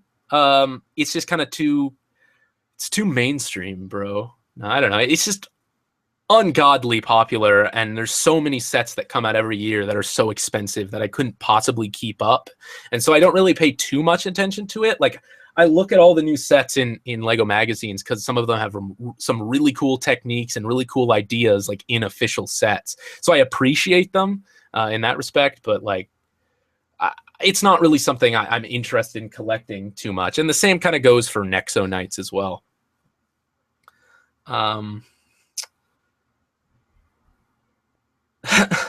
Favorite character in Kamen Rider Decade? Is that what that question is? I don't know. Your favorite character in Decade. So I guess that's a Kamen Rider question. I don't know. I don't really like Decade that much, and there's a lot of characters in that show. So I don't really have an answer for that. Favorite Bionicle element? I'd probably have to say ice overall, just because of my bias for Kopaka being my favorite Toa from Generation 1. And I always thought, if nothing else, the ice guys looked the coolest. Either the ice or fire guys always looked the coolest, regardless of story or character at all. But as far as character overall goes, I think Stone is also one of my favorite elements, just because I really, really like Aniwa. I really like Pohatu, and I really like Yohuki to an extent. So yeah, I don't know. Stone, fire, ice, probably one of those three. Have I seen the new Captain America Civil War sets? I actually talked about this when I was building the Ant-Man set, about how they seem to spoil a lot of things, and Lego is kind of bad at that. I think there have been so many sets where Lego just spoils the plot to the movie that the sets are based on. Like, I think like the Prince of Persia sets from years ago spoiled some things. There have been plenty of Lego sets in the past that just blatantly spoil plot threads. So, yeah. What is my least favorite individual Kamen Rider? I don't know. There's a lot of them, like including secondary riders. I don't know. The end was kind of pointless. I don't know. I think there's a lot of them that are just jerks and unlikable characters for the sake of it, but that's like the point. So I wouldn't say like Kusaka from Fies. So I don't know, probably one of those guys who are just jerks for no reason, and I hate them. But that's like the point. You're supposed to hate them. I don't know. Least favorite Generation 2 set of Bionicle? Again, I don't really know.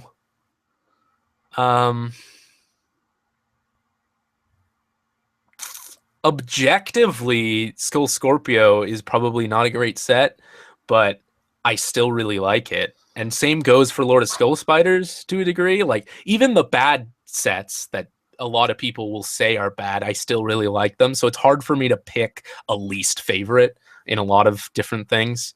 So yeah, I don't know.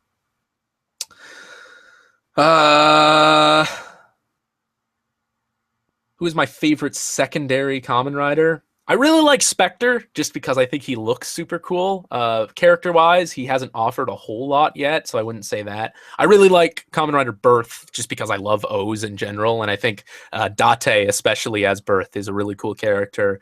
I don't know. There's lots of really cool ones. If I had to pick a single secondary rider that was my favorite, probably Knight from Kamen Rider Ryuki. He has one of my favorite designs ever. I just love his suit design. And Ren's a pretty cool character too. I think that's one of the reasons I like Spectre a lot, is because he reminds me of Ren from Kamen Rider Ryuki. So yeah. What am I hoping Journey to 1 does? I'm just hoping it's good, and I hope it has a good voice cast. I hope it has a voice cast, and it's not just one person. What I think is interesting about Journey to 1 as of right now is that it comes out in like a month. It comes out in February, and we know shockingly little about it. We don't have a cast. We don't have information. We just have a name and a single poster.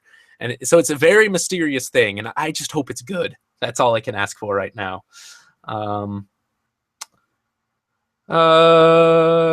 What is your favorite Ninjago set? I wouldn't know. I don't own very many Ninjago sets.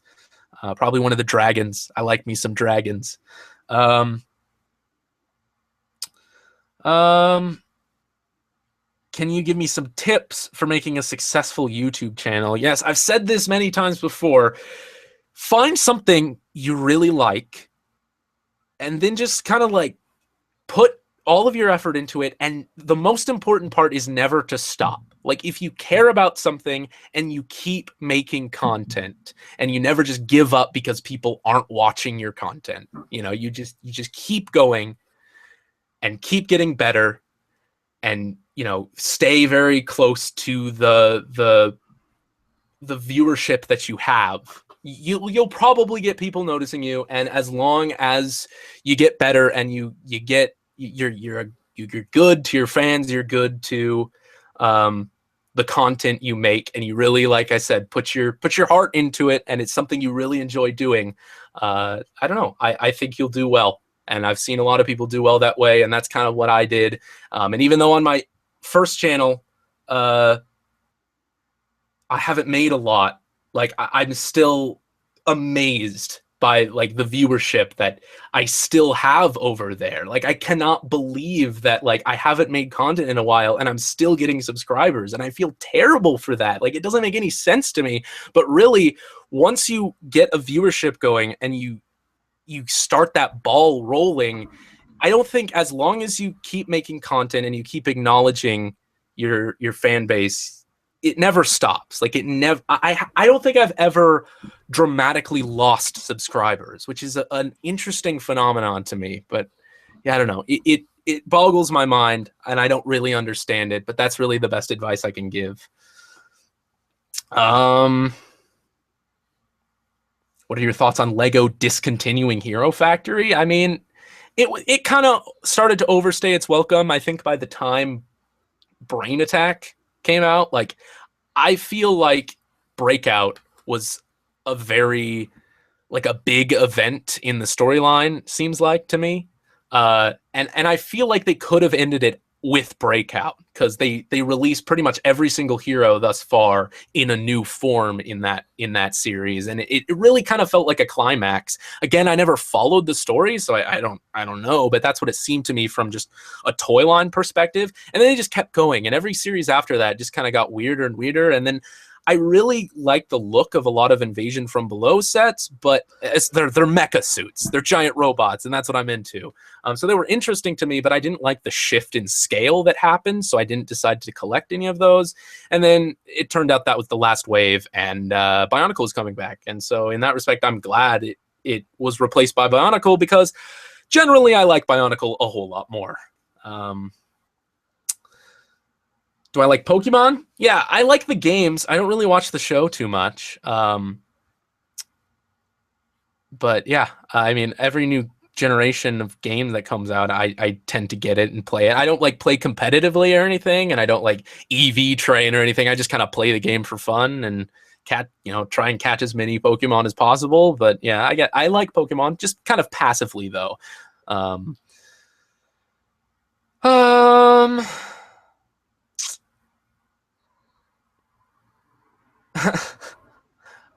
Who do you think is more powerful, Witch Doctor or Ultimate Duma? Well, seeing as Ultimate Duma is Makuta Pterodax, the leader of the Makuta, who are obscenely stupid, overpowered in the original series, I don't think Witch Doctor can even compare. So, Ultimate Duma, Makuta would win that, I'd say. Absolutely. Will you ever build Ultimate Duma? I have. I have all 3 sets that make him up individually, and I have the Ultimate Duma combiner set because I just think it's cool. I think it's one of my favorite combiners, and it's a form of Makuta, so I felt it necessary to get it for my collection. I'll probably do a review on it once I get to 2004. So yeah, that's all I can say about that. I'm just going to take a few more questions here, and then I'm going to wrap it up. So, would I work at Lego? I'd like to. I don't think honestly, I don't think I'm a very good candidate just because of the way I build things. Like, I just kind of throw pieces together in my design process. It's very ununiform, and more often than not, I build Lego creations to look good, and like anybody who has followed the instructions I make for Lego Transformers should know that they are pretty fragile. I build them as puzzles, not really as toys. And as a Lego designer, you have to design sets with the toy element in mind. Like, you have to keep in mind that there are children playing with these things. And I'm not sure I could adjust my building style to fit that. So I'm not sure I'd be great at it, but I guess I'd like to give it a try if I ever had the chance.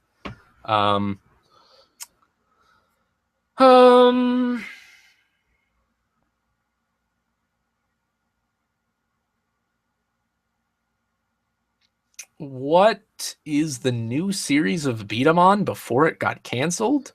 Series after Fire Blast. Fire Blast is based on the Emblem Charge series, and that is the last B-Daman series as of now. I still have faith that B-Daman will be revived again, like it always is every couple of years, just like Beyblade does every now and again.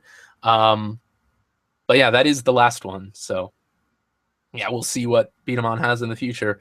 I've seen this question several times, and it's very persistent. Do you like Deadpool? Not really. I mean, he's kind of overrated, I think. Sure, it can be funny. He can be funny, and the breaking the fourth wall is kind of a neat little thing. But I don't know. He's very overrated in my opinion, and I don't know.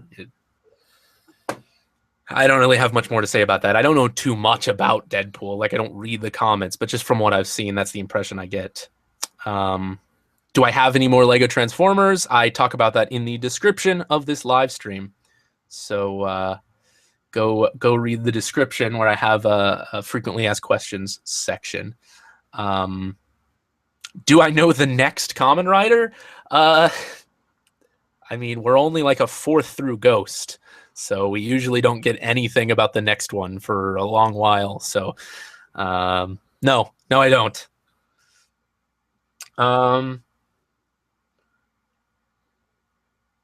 I've seen the question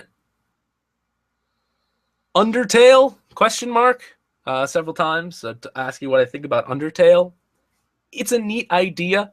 I've watched other people play it, and I think that kind of ruined the game for me, but I don't really play.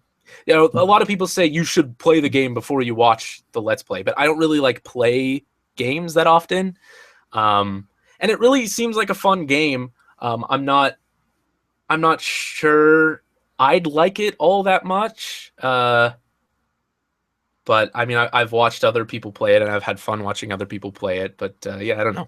It's hard to give opinions on games when I don't actually play video games too often. Are you going to review LBXs? That is another question that I answer in the description. So yeah. What do you think the summer 2016 Bionicle sets will be like?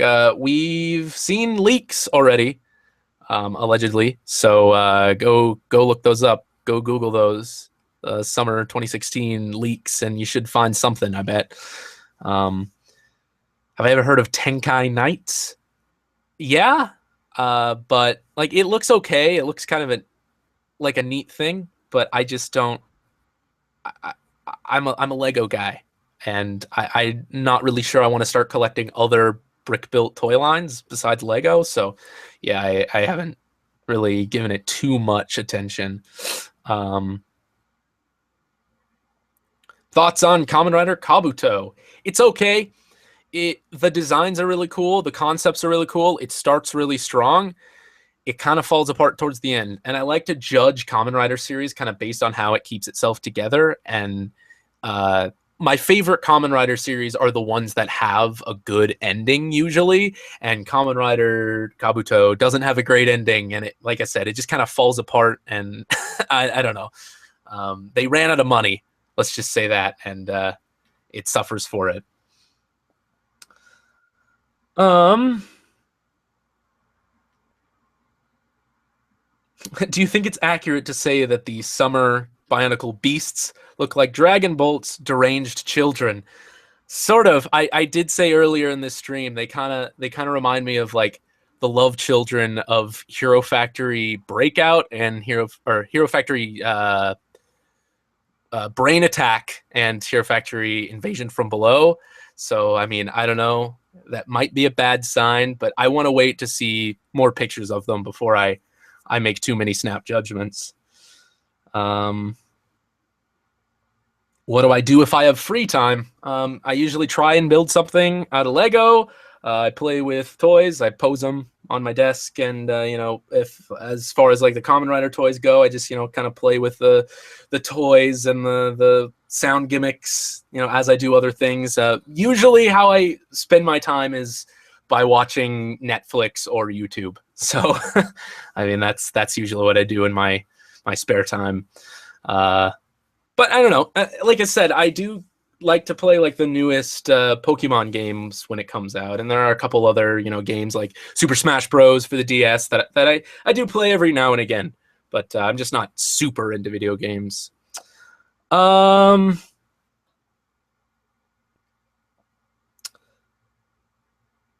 you going to buy any model kits in general? I mean, I've always thought about maybe, getting into Gundam more, but I don't really know if that's a good idea for my wallet. But I don't know. Like if I find another model kit series like LBX that I'm super into, I might try it, but I can't promise anything really.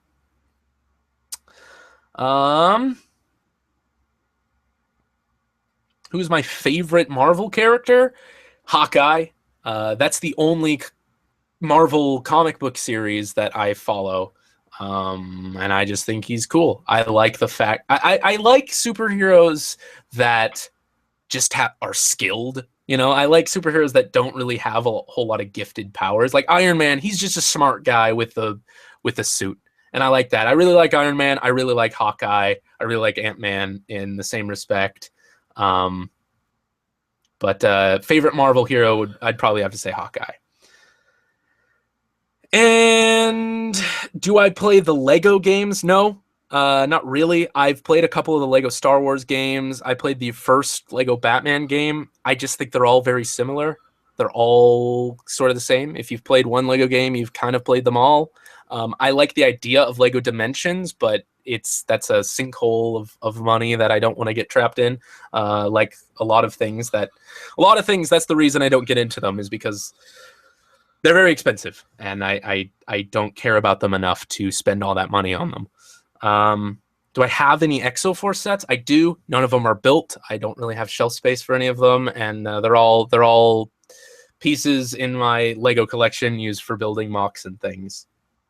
What was my first Bionicle set? Something I have answered a couple times here. Toa Tahu from G1, the original Toamata Tahu back in 2001.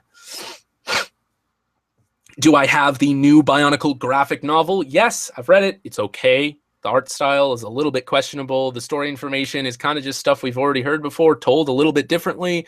I don't like the way it did the final battle with Lord of Skull Spiders as much as pretty much any other interpretation of it.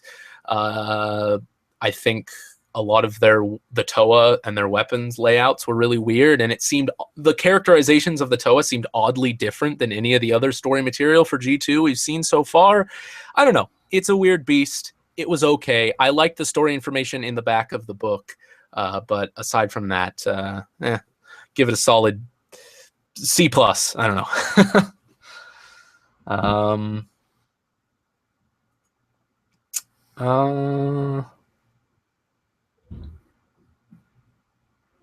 Have you heard of Code Geass? Yeah, I've heard of it. I've seen most of it when it was on Adult Swim back when I had television. It was pretty good from what I've seen. I liked it, but I've never seen the whole thing to completion. Like I've always missed a couple episodes. I've seen most of it, absolutely, and I think it was really good. I may go back and watch it at some point because I have a couple friends who are really, really into it.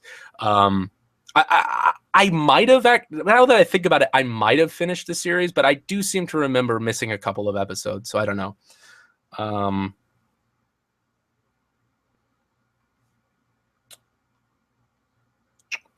Who is your favorite Kamen Rider counterpart? Do you mean like side characters? I don't know. There's too many of them. and they're not silly bugmen, so I don't pay attention to them as much. But yeah, I don't really have an answer for that. But if you mean like secondary writers, probably, Kamen Rider Knight is one of my favorites. So yeah, I don't know. There's that. What is my favorite Bionicle of 2016? Well, 2016 is far from over, but Umarak, the Hunter, is definitely my favorite of this last wave. So there's that. Dark or evil counterparts? I don't know.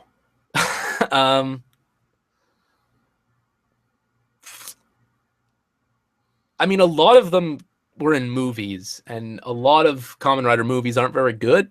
So I don't know. The only one that was a really big part in the story was Dark Kiva, and Dark Kabuto, and both of those were kind of whatever. So I don't really have much of an answer for that. Ryugen, okay, so you're changing. Evil counterparts, evil Kamen Riders, I guess is what you're saying. They're okay. I don't know.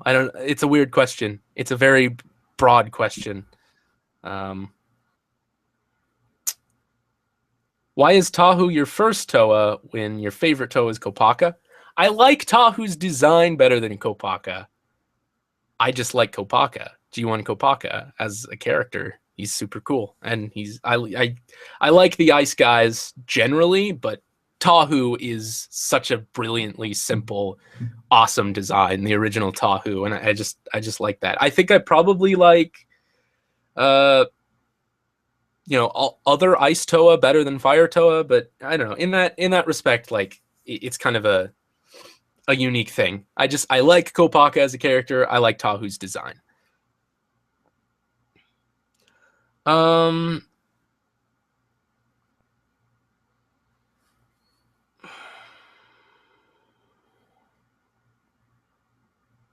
If you want a model kit series to look forward to, there's Metabots. Isn't Metabots an old thing?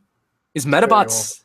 Yeah, but is Metabots still going on? I don't think so. I don't. And that's kind of the reason I'm not doing LBX as much, or like doing LBX anymore, and then that's why I'm not covering B-Daman as much, is because there aren't any new series right now, and I'm a lot more interested in collecting new toy lines than going back and collecting all of the toys from older series. So yeah, I don't know. I'm not super interested in that either. Am I excited for the new Bionicle show? Absolutely. And I think that's where I'm going to end it. So Dom's got to go. He's got to go eat. Yeah. He's got to go get stretch. He's got to go live his life. I should probably do the same. So if there's any questions I didn't get to, I'm sorry. Hope you understand. But this has been fun. I liked this, I think, a little bit more than the first one because we got a lot more done and it was a little bit more relaxed.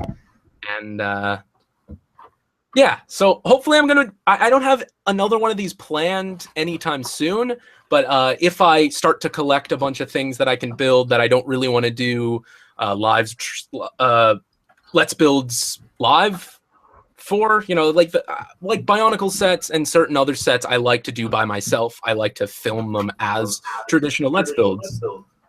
Yeah, that was an accident. Oh, okay. That was surprising. But if I collect some Lego sets that I can build for a live stream, that I'd prefer to build for a live stream, then I might do one in the future. But really, until then, that's it. And we're going to go. Yeah. So, this is IX Roll at IX, signing off. Bye. Stop.